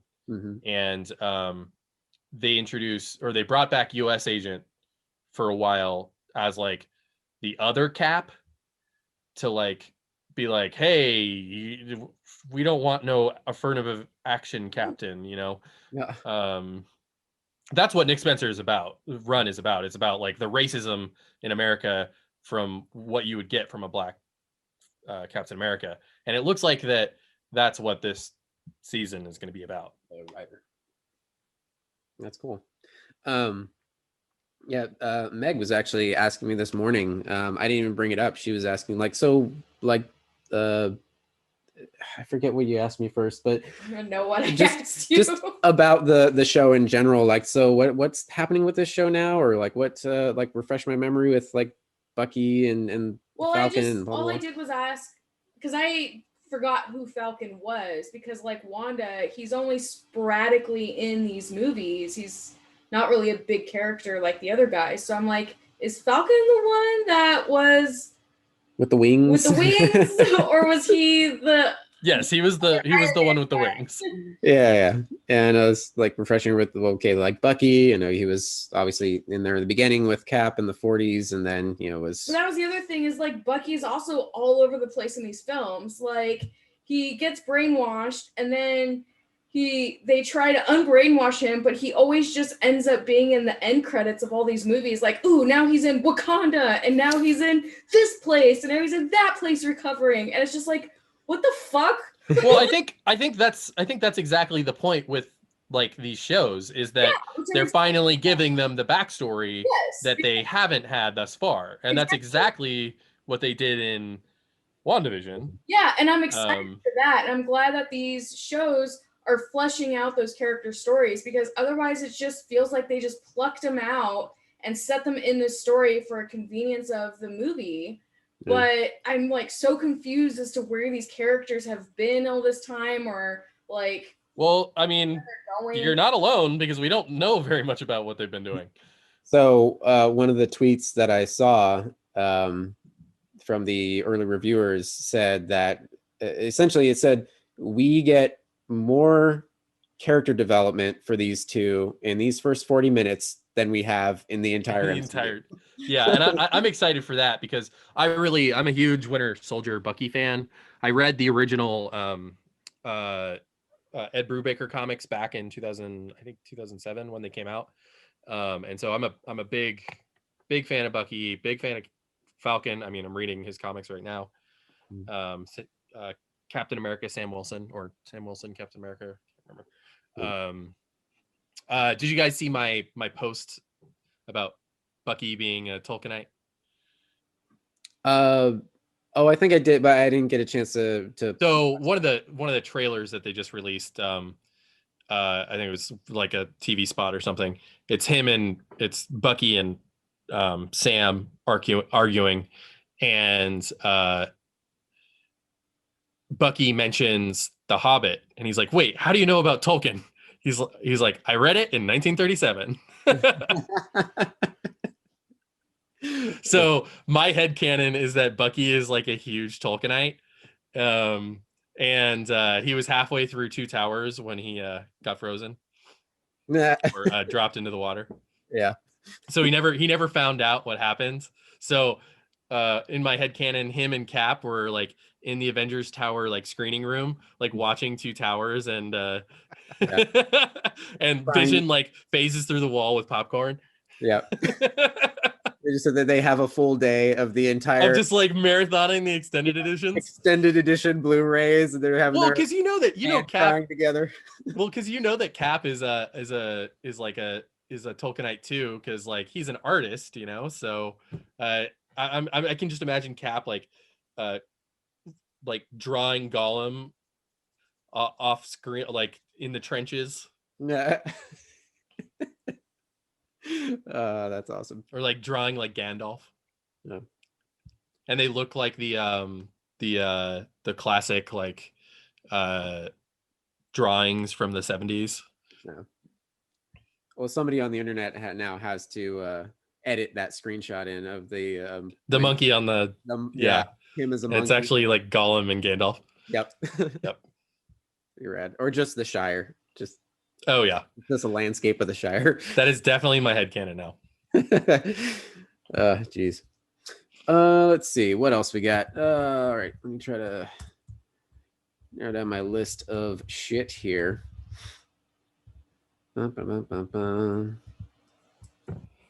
Oh well, speaking of what you were talking about, like the opportunity to bring like the race discussions and everything in these superhero shows and movies. I actually started catching up on my CW Arrowverse, because it will forever be the Arrowverse, and I started watching Batwoman season 2. With sorry for pronouncing this wrong. Javicia Leslie, who's taking over as original character. Yeah, Batwoman. She's taken over as Batwoman for Ruby Rose, who left. What's her character's name? Ryan Wilder. Just a completely original creation. Yeah. She's not in the comics or anything. I was baffled how they were going to continue the show, especially how they left it off with such a there was cliffhangers with Kate Kane's storyline, and the whole show is very oriented around her family, because her arch nemesis is her sister. Was her sister Beth, who's gone, basically the Joker. And I fucking love her and that actress. I don't know her name off the top of my head, but she's one of the main reasons I stuck with the show, because the show's okay.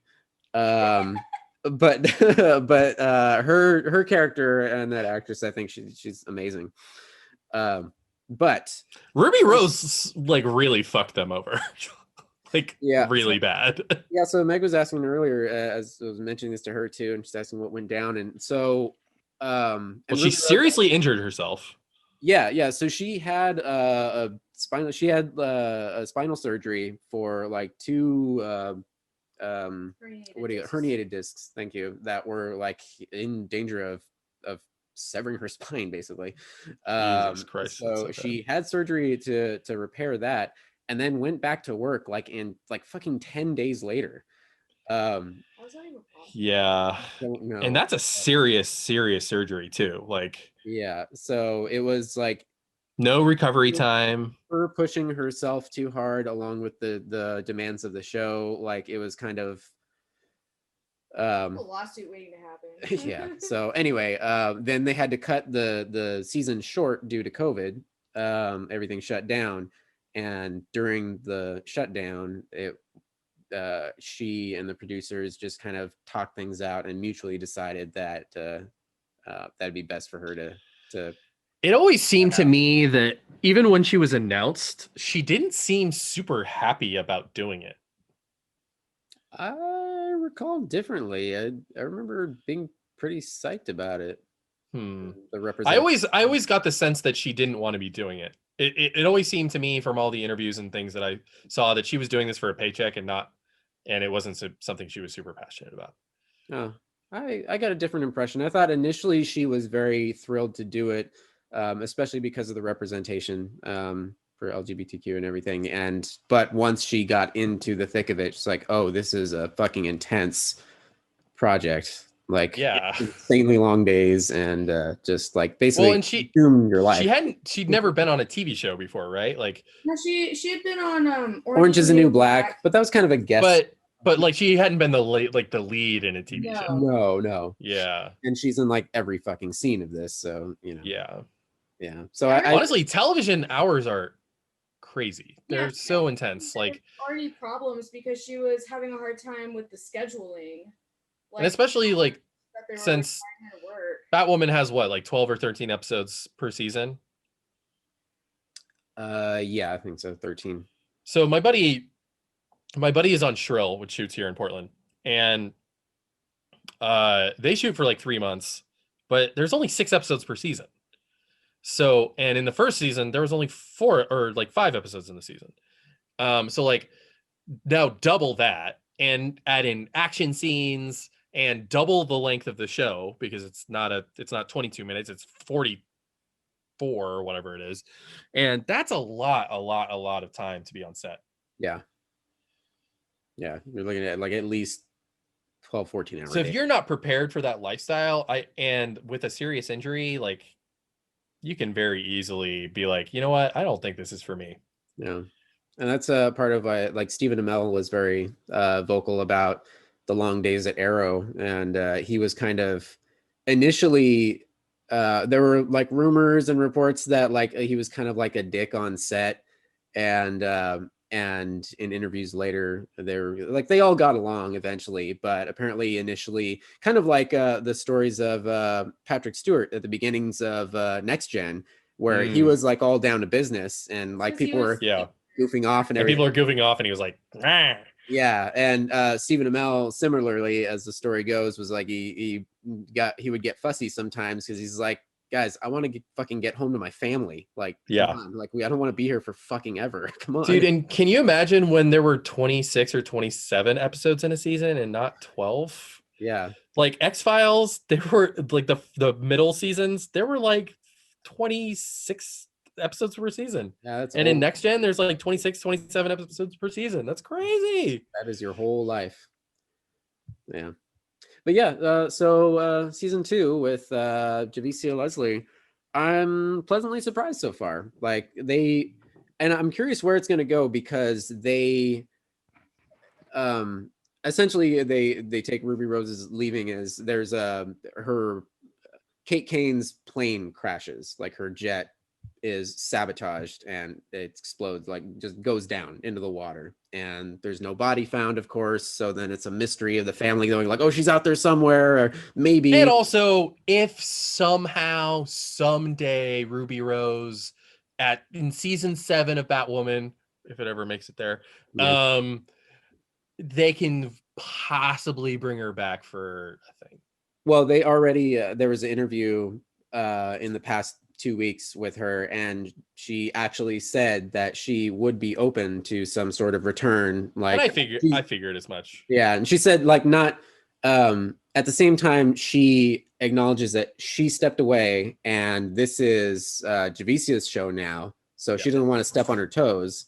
But these types of shows do that type of thing all the time, where they'll bring in a character from season 1 or 2 for a 2-episode arc or something. Yeah. They'll probably plan to wrap up the mystery of like, oh, is she alive or dead? Like she'll finally re-emerge and kind of officially pass the torch on to the new girl, I imagine.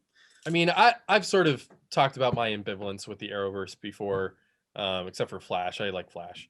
I don't like the production style. It just leaves a lot to be desired. Lois and Superman and Lois, is that what it's called? Lois and Superman? Superman and Lois. Yeah, not Lois. That looks interesting. Yeah. Go ahead. The Vancouver style just really leaves something to be desired for me. So I don't know. Yeah. I haven't watched it yet, but that's next on my list because I'm all caught up with Batwoman now, except for tonight's episode, which will be available tomorrow. And thank God, if you watch anything on the CW, they finally updated their app, which was a It was pretty buggy, bad. crashing mess before. Like, oh my God. But yeah, thank God they updated it. I've had no problem since. So it's a pleasant viewing experience catching up on all this shit. Weirdly enough, the show that I've enjoyed the most, the live action, is not of the DC stuff, isn't even an Arrowverse show. I actually like Titans. I know it's not very good, but I enjoy it more just because I just like what they're doing with the characters a little bit more than the Arrowverse. All right. I haven't watched that yet, but that originally wasn't that on the DC On DC platform? Universe, yeah, which I subscribe to. Okay. And are they continuing it? It's going over to HBO Max. Okay. So yeah, season 3, and then the first 2 seasons are going to be moved over to HBO Max. All right. And I'm interested in that Green Lantern show. It is technically produced by Berlanti, but I don't think they're setting it in the Arrowverse. Right. That was that weird conversation we had last time about that, because they're gonna do some Green Lantern stuff with Diggle. Diggle, yeah. In the Arrowverse on Flash, but they're also having this separate Lantern show. I just really don't like the production style. It reminds me of 90s TV shows, and yeah, everything is too light, everything is too fluffy, and I like the Marvel Studios, and even the Marvel television was more grounded. Yeah, like Flash, I understand Flash, because Flash is a fun sort of goofy character, but there is a gravitas to it and that's why I like the show. Arrow is, I don't even want to talk about Arrow. Supergirl was fun. Of what I've seen of Supergirl, I enjoyed it. Yeah, Supergirl was fun. And I didn't watch Black Lightning. I've heard it's good, but that's a lot of time into the Arrowverse that I'm just like, oof, I don't know. Yeah. Stephen Amell, by the way, he revealed some first couple photos from his new Stars series. He's in a wrestling drama called Heels, where he plays the heel, the villain to get beat up. The okay. Got it. I've never been into professional wrestling, so I don't really know anything about professional wrestling. I like vaguely tangentially. Like I know like the Hulk Hogan and like the big stars, but I have no interest in professional wrestling. No, yeah. It looks fun though. It looks it's him and Alexander Ludwig, which he looks familiar, but I never watched it, but he was on that Vikings show. I watched one season of that and I was like, whatever. Yeah, Meg watched it for a few seasons and then she said it got kind of. Wait, which one? Vikings. Oh, I have issues with Vikings. That's a whole long story and not worth talking about. Okay. But yeah, so they're two brothers. Like one is like the hero character in the wrestling world, and the other one is the bad guy, and so they're like they partner up, and it's their whole struggles with, show business. But it sounds fun. Well, since we were talking about DC stuff, good segue. Yeah, Snyder Cut is coming at the end of Thursday.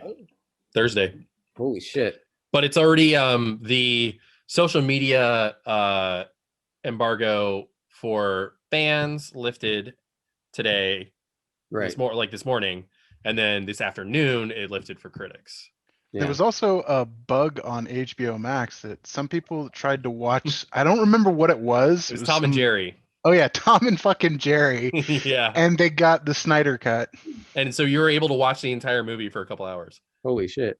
Yeah, that's by like accident. 4 hours long, isn't it? So yeah, they got cut off mid-stream. Yeah, and as soon as they figured out the bug, they stopped it. Wow.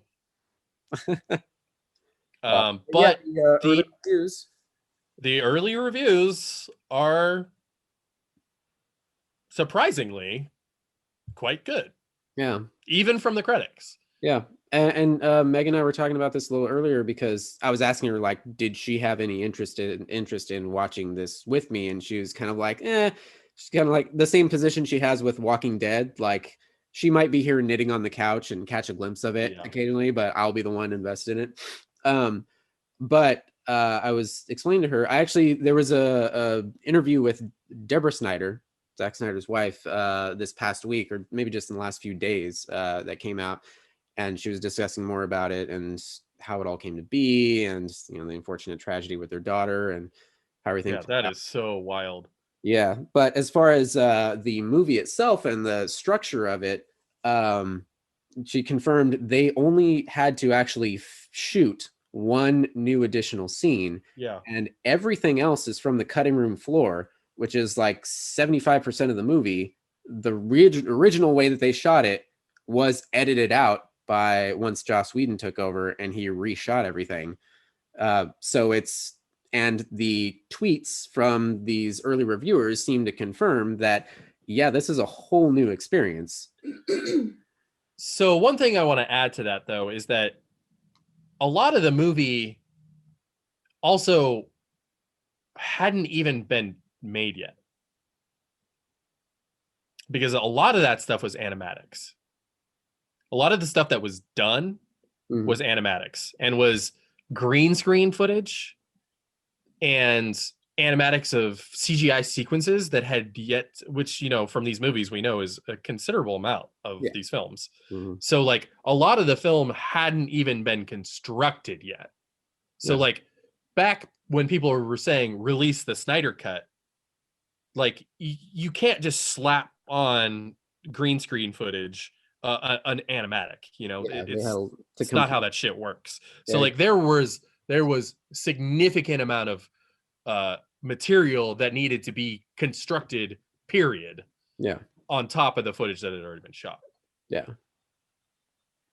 And a lot of the completed visuals in the completed film, the Joss Whedon version, were actually redone to match the Snyder's. So one thing that's really got me puzzled is what's with the aspect ratio? What is the aspect ratio? The aspect ratio is, I think it's not 4:3. I believe it's 5:3. It's not a traditional aspect ratio. So when the movie comes out, so those trailers that we've seen, they're all like boxy. That's the actual aspect ratio of the film. And that's the only aspect ratio. So when you watch it, it's going to be you're going to have big black bars on the sides of your television. So you're saying Zack Snyder likes to be a dick? So we need an old CRT. Yeah, but I don't think it's actually 4:3 aspect ratio, though. I believe it's 5:3. That's interesting. Okay. Yeah. So another weird eccentricity of this film. Okay. On top of the many, many, many eccentricities. Yeah. All right. So I was watching a fan edit of Batman vs Superman today. And I watched another fan edit a couple months ago. It's called Man of Tomorrow. And it edits Man of Steel and Batman vs Superman together into one film. Neat. And that Man of Tomorrow, highly recommended. It's by this guy called Jajobin. And it mainly focuses on Superman and links the two movies at the point where the two movies have the same footage. And it's quite good. I recommend it. And then I watched another Batman versus Superman cut today, which does stuff like remove Batman killing and stuff, because Batman versus Superman, especially like the Ultimate Edition, is not a horrible movie. I definitely have serious issues with it, especially characterizations and stuff like that. And also the like color gradients and stuff like that. I'm not a fan of the hyper stylization of like the heavy contrast and that type of thing that Zack Snyder has done in these movies. Yeah.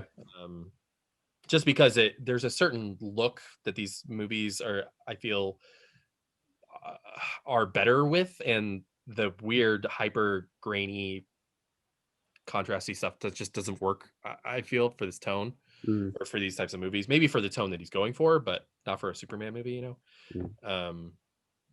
But the main things that I've always had a problem with in Batman versus Superman and less so with Man of Steel, is stuff like Batman killing, because I feel like it's so foundational to the character that it really it's jarring to the viewer. You know. I mean, the dozens of henchmen that he just blatantly kills. Yeah, and specifically with Batman, I think it's important that because with Batman, there's no narrative tension if he is just the Punisher without guns, like, because if Batman is just going around killing people, then why doesn't he just kill the Joker? Just fucking kill him then. He's a fucking mass murderer. Just go to his house and shoot him in the fucking face. If you're okay with killing him, just fucking kill him. If that's not what your story is about, if you don't have the narrative tension of will he, won't he, which is important for the Batman mythos, then Batman is just an unhinged, like, hypocrite. Now, does he actually kill anybody in BVS? I know he. Oh yeah, he kills like a dozen people. Okay, yeah. I can't remember. It's been a long while, but I remember like the conversation with Alfred after he like brands a dude. He like straight up like shoots them with machine guns in his car. Yeah. Oh right. The whole chase scene with the new Batmobile and everything, like there's dozens of henchmen murders going on there. I remember that, yeah. Go ahead. Oh no, it's okay. I mean, call it blasphemy. I'm sure a lot of diehard comic book fans will. Maybe I'm just not as hardcore of a comic book. I mean, I feel like I'm a comic book fan, but I accept more. I understand like Zack Snyder's particular style choice and kind of what he was going for. Like I remember the outrage of Zod's neck getting snapped. To me, I was not outraged about that because they made it clear as day in that story. It was like Zod was like, I'm not gonna stop, period. And so it's me or I'm about to slaughter these people in front of me. I think that moment in Man of Steel actually works in favor of the story. Yeah. I'm in the camp that I don't have an issue with that because in it Superman uses it as a moment of no return. Yeah. He has killed before and now he no longer wants to because he's already done it. Yeah. It is a moment for him of moral clarity that it is something that he never wants to have to do again. Right. Yeah. And he's remorseful and it works. From then on, like Superman is not going to go around just like murdering dudes. Mm-hmm. With BVS, it seems like Snyder was kind of trying to repeat that, but albeit in a very sloppy way.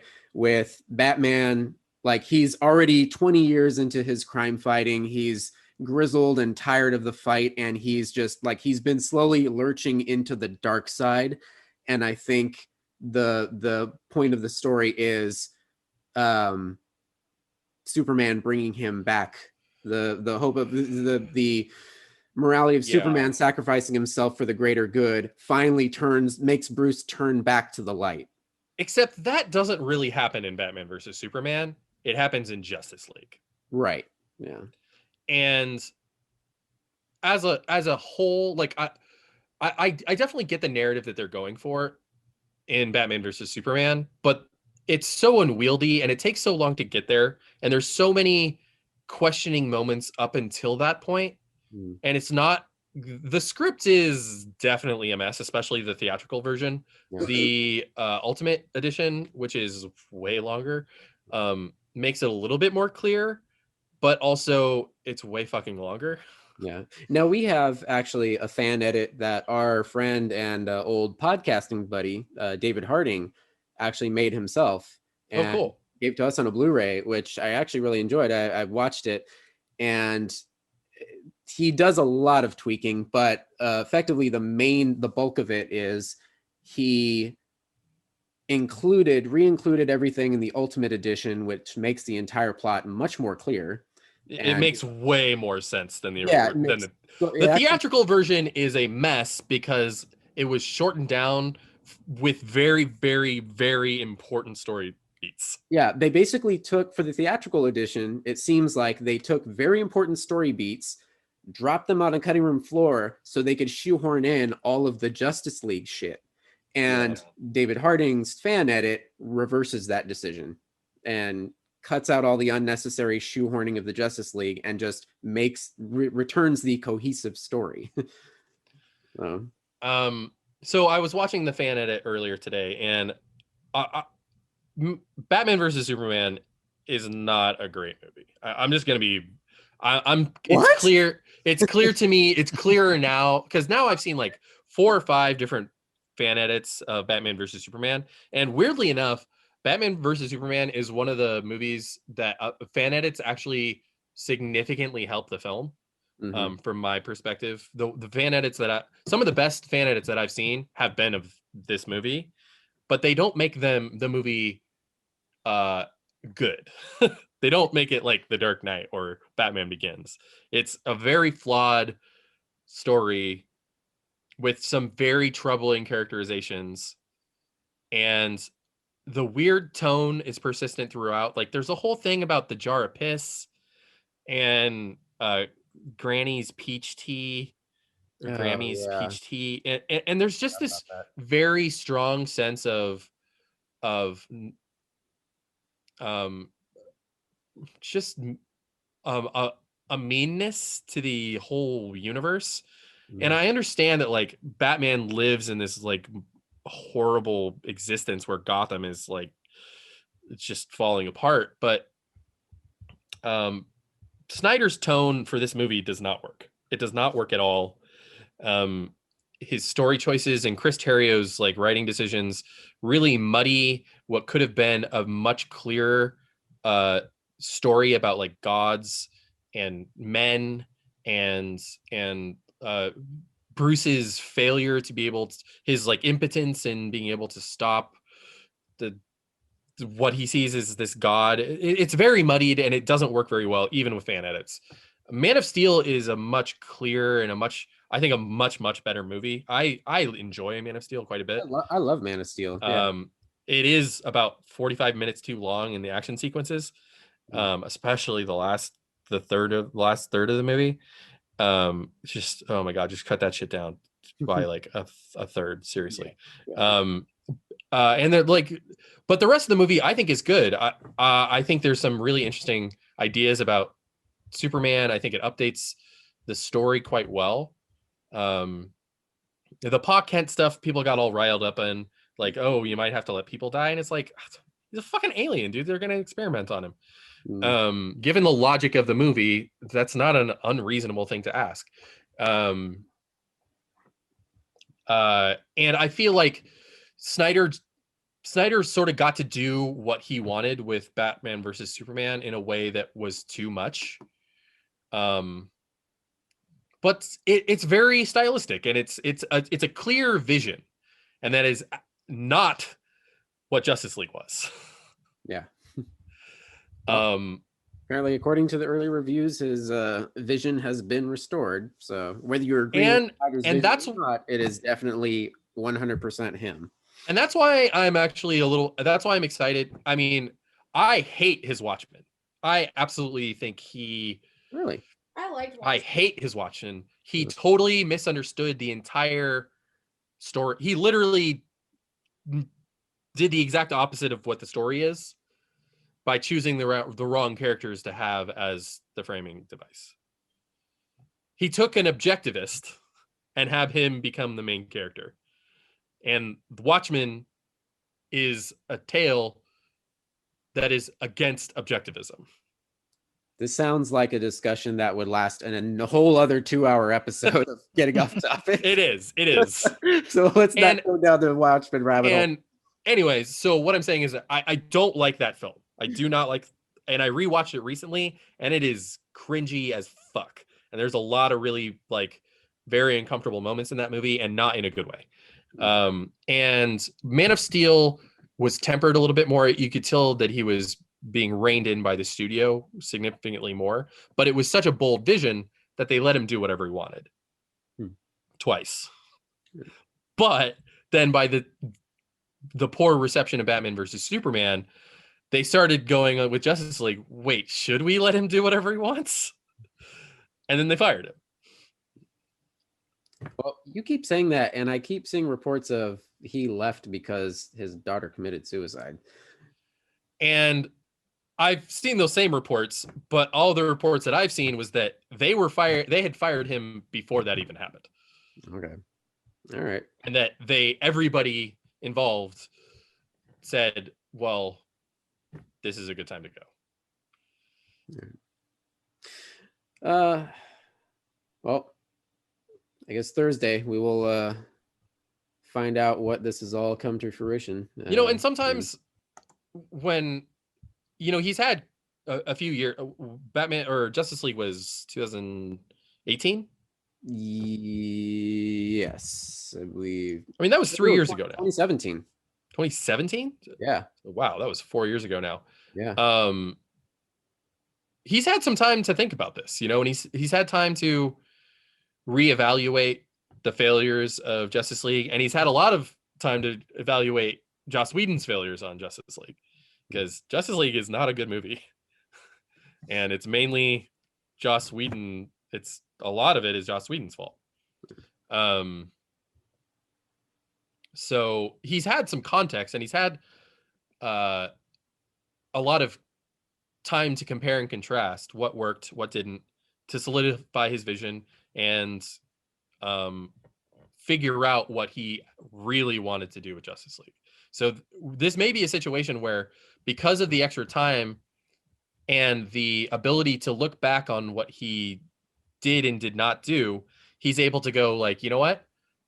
This is able to be a much better product because he has that the needed time to see if the things that he was doing were working or not. Yeah. I think no matter what, it's going to be an entertaining ride. I agree. Yeah. I hope it's good. I'm still a little skeptical. Snyder is not someone who shares a lot of my ideologies when it comes to storytelling and reality. But he is capable of making good movies, because Dawn of the Dead was great. But that's just one, and Man of Steel 300 was good. I did not enjoy 300. Yeah, you just don't like Zack Snyder movies. I just don't really like Zack Snyder movies. Like, I just don't like his style. He's a little bit too much of a bro for me. I think Man of Steel he lucked out on, really. I think the best things about those movies are Dave Goyer's script. Yeah, well, that was also Nolan producing that too, wasn't it? Exactly, and I think because he wasn't the sole producer on that one. Yeah.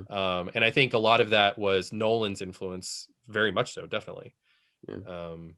It's like a good sitcom. Like sometimes you catch lightning in a bottle with the perfect ensemble. Absolutely. And I think Snyder, prior to this, when he has been let, because I mean, did you guys ever see Sucker Punch? No, never saw that one. Oh dear God. I was not impressed from the previews. It looked like every Photoshop cliche that was popular at the time. Everybody said how bad it was, so it kind of left you off-putting in terms of watching it in the first place. I mean, it's fucking awful. It's awful. It's horrible. It's one of the worst movies I've ever seen. And not just from like a film, because the filmmaking is competent and in some ways good. It's just distasteful and cringy and like remember that dude who was talking about who like slams Mountain Dew and like plays metal Twisted Metal Black and like listens to Static X. This is the same thing. All right. Well, now I have to watch it just out of more. See, now you're gonna watch it and be like, I liked it.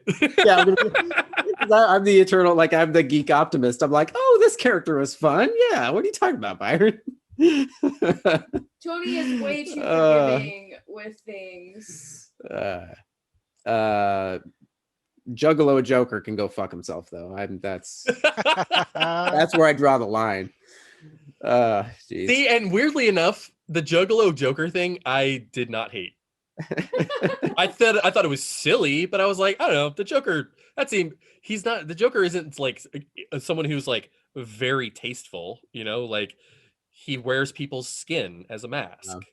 Oh, yeah, sure. Another fun thing that I did enjoy about this Batwoman season 2, they've done this before. They've hinted at elements of the '89 Batman universe, of Burton's Batman universe, and in this current run of episodes in season 2, there's a plot line focusing around one of the destroyed paintings from the Joker.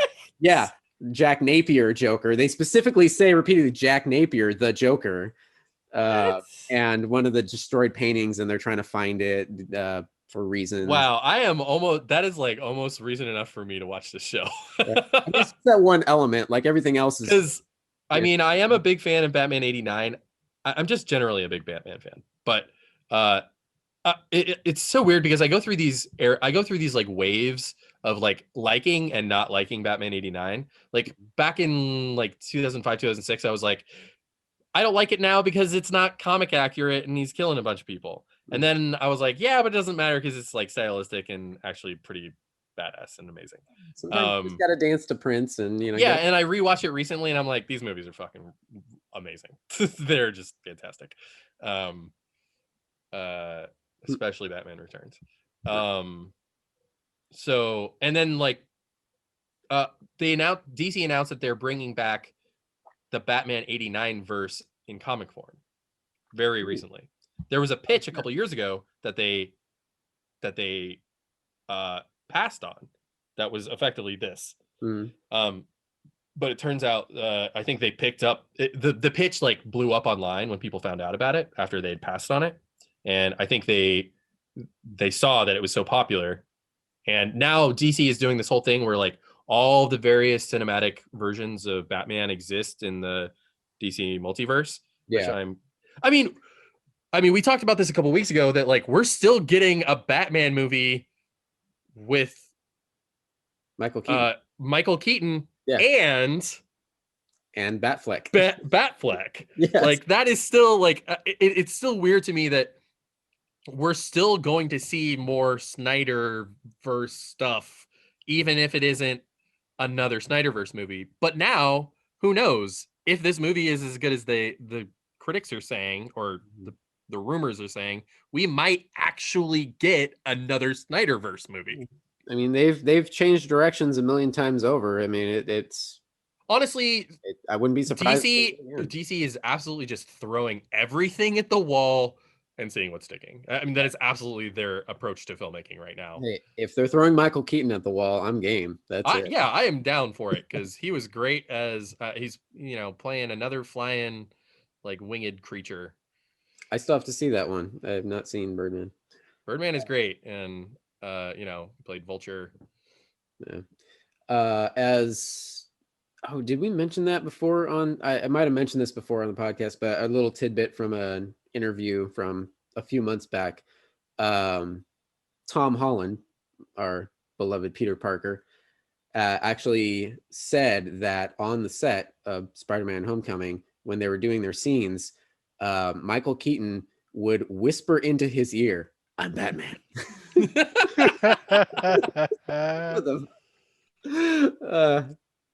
You know what? That's it. Yep. Fun times. We're getting really long on this podcast as usual. Yeah. We should start wrapping up. We didn't start until like 9:30 though, so we might actually get under 2 hours. I think we're probably right at 2 hours. Oh, okay. As usual. We didn't start, and then we had a bunch of stuff in the beginning where we didn't really. Yeah, I'll trim it down a little bit. Okay. Byron, are you still working on catching up on Walking Dead? Yes. Okay. I am. I just got to season 4 of Fear the Walking Dead, and that is like a totally different show now. Holy shit! Like, yeah, legit. It's a different show. It becomes a different show like every 2 or 3 seasons. They change the titles. the first episode that I'm watching doesn't even have any of the other characters in it from the first season. Yeah, they completely cut the and I knew that had happened. I'd read about it in the trades and stuff, but like, wow, I did not realize that like even the cinematography changes. Wow. And it's got Garrett what's his name from Terminator Sarah Connor Chronicles. Oh yeah, Garrett what? Dillahunt. Dillahunt, that's right. Yeah. And anything he's in. He's also in the assassination of Jesse James by the coward Robert Ford. Yeah, he's a good guy. I don't see him pop up too much, but when I do, he's a good one. So yeah, I don't know. I know Todd, you're not completely caught up, and Byron, you're not completely. So I don't know how much. I honestly, I need to just watch season 9 and 10. I just need to fucking do it. Okay. But you're already aware of, I mean, Andrew Lincoln. Yeah. Oh. Okay, maybe. Yeah, Todd. See, okay, I can't. I don't want to. I can take the headset off again. Earmuffs, Todd. Anyways, what do you want to say? Okay, Byron, you know that Andrew Lincoln leaves the show. Yes. At some point, yes. Yes. I think that's right. And they're doing a trilogy of movies with him. And right. And I've speculated that they were probably bring him back around for the grand finale. I almost guarantee. In fact, I think he'll probably be in the last couple episodes of the show, not just the finale.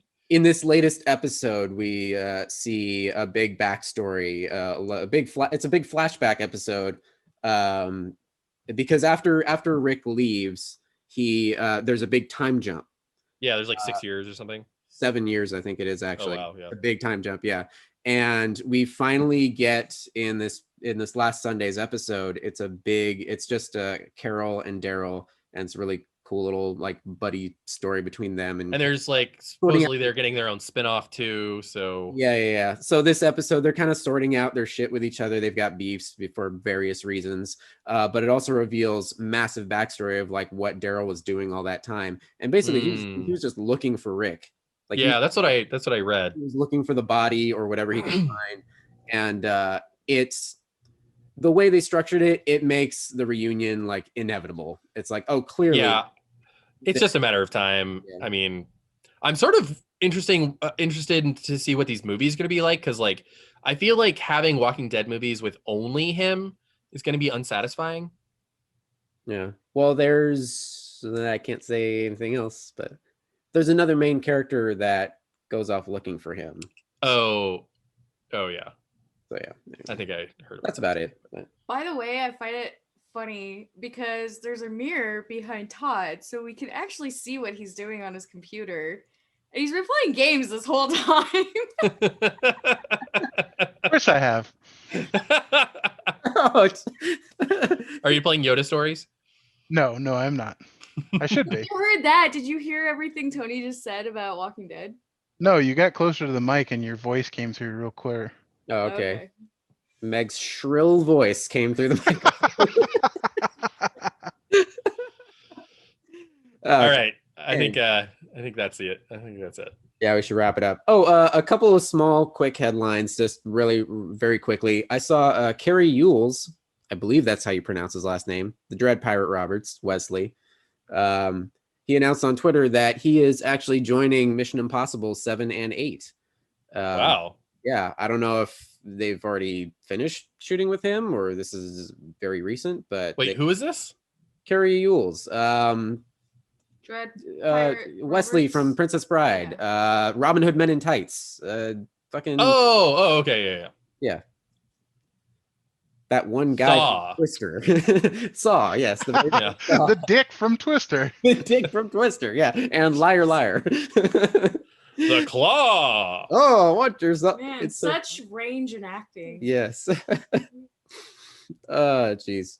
But yeah, that's fun. I like him. And yeah, he was in that last he was in the mayor in the last season of Stranger Things. He was great. Oh, that's right. I forgot about that. He was the dick mayor in Stranger Things feels like so long ago. Right? Those kids are going to be in their mid-20s by the time the next season. Seriously.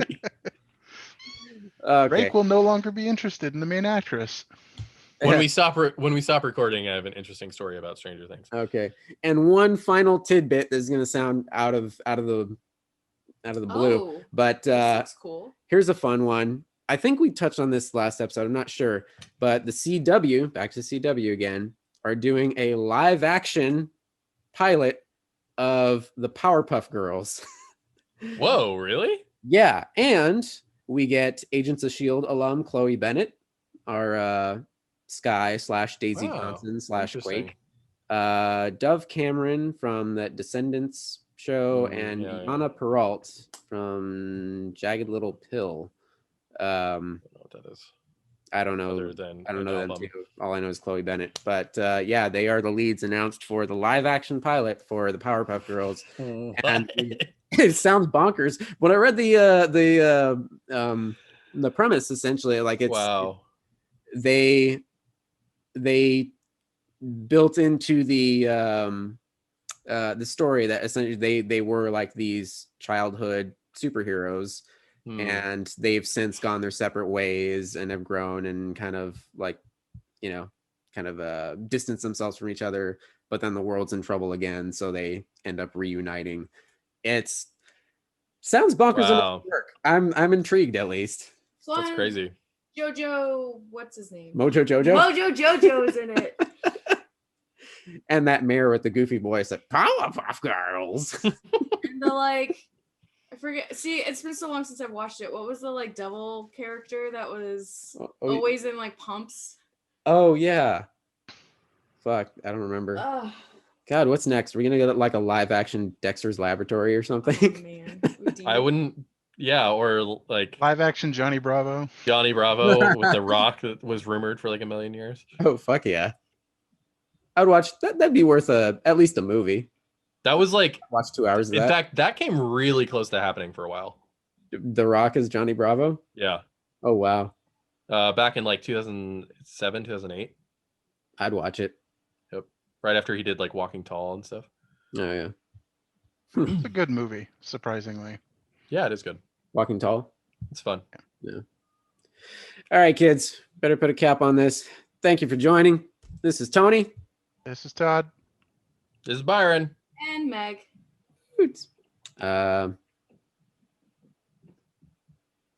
Yeah, I got nothing witty in the tank. I got nothing left. Stay frosty, guys. Later, boyos. Ooh.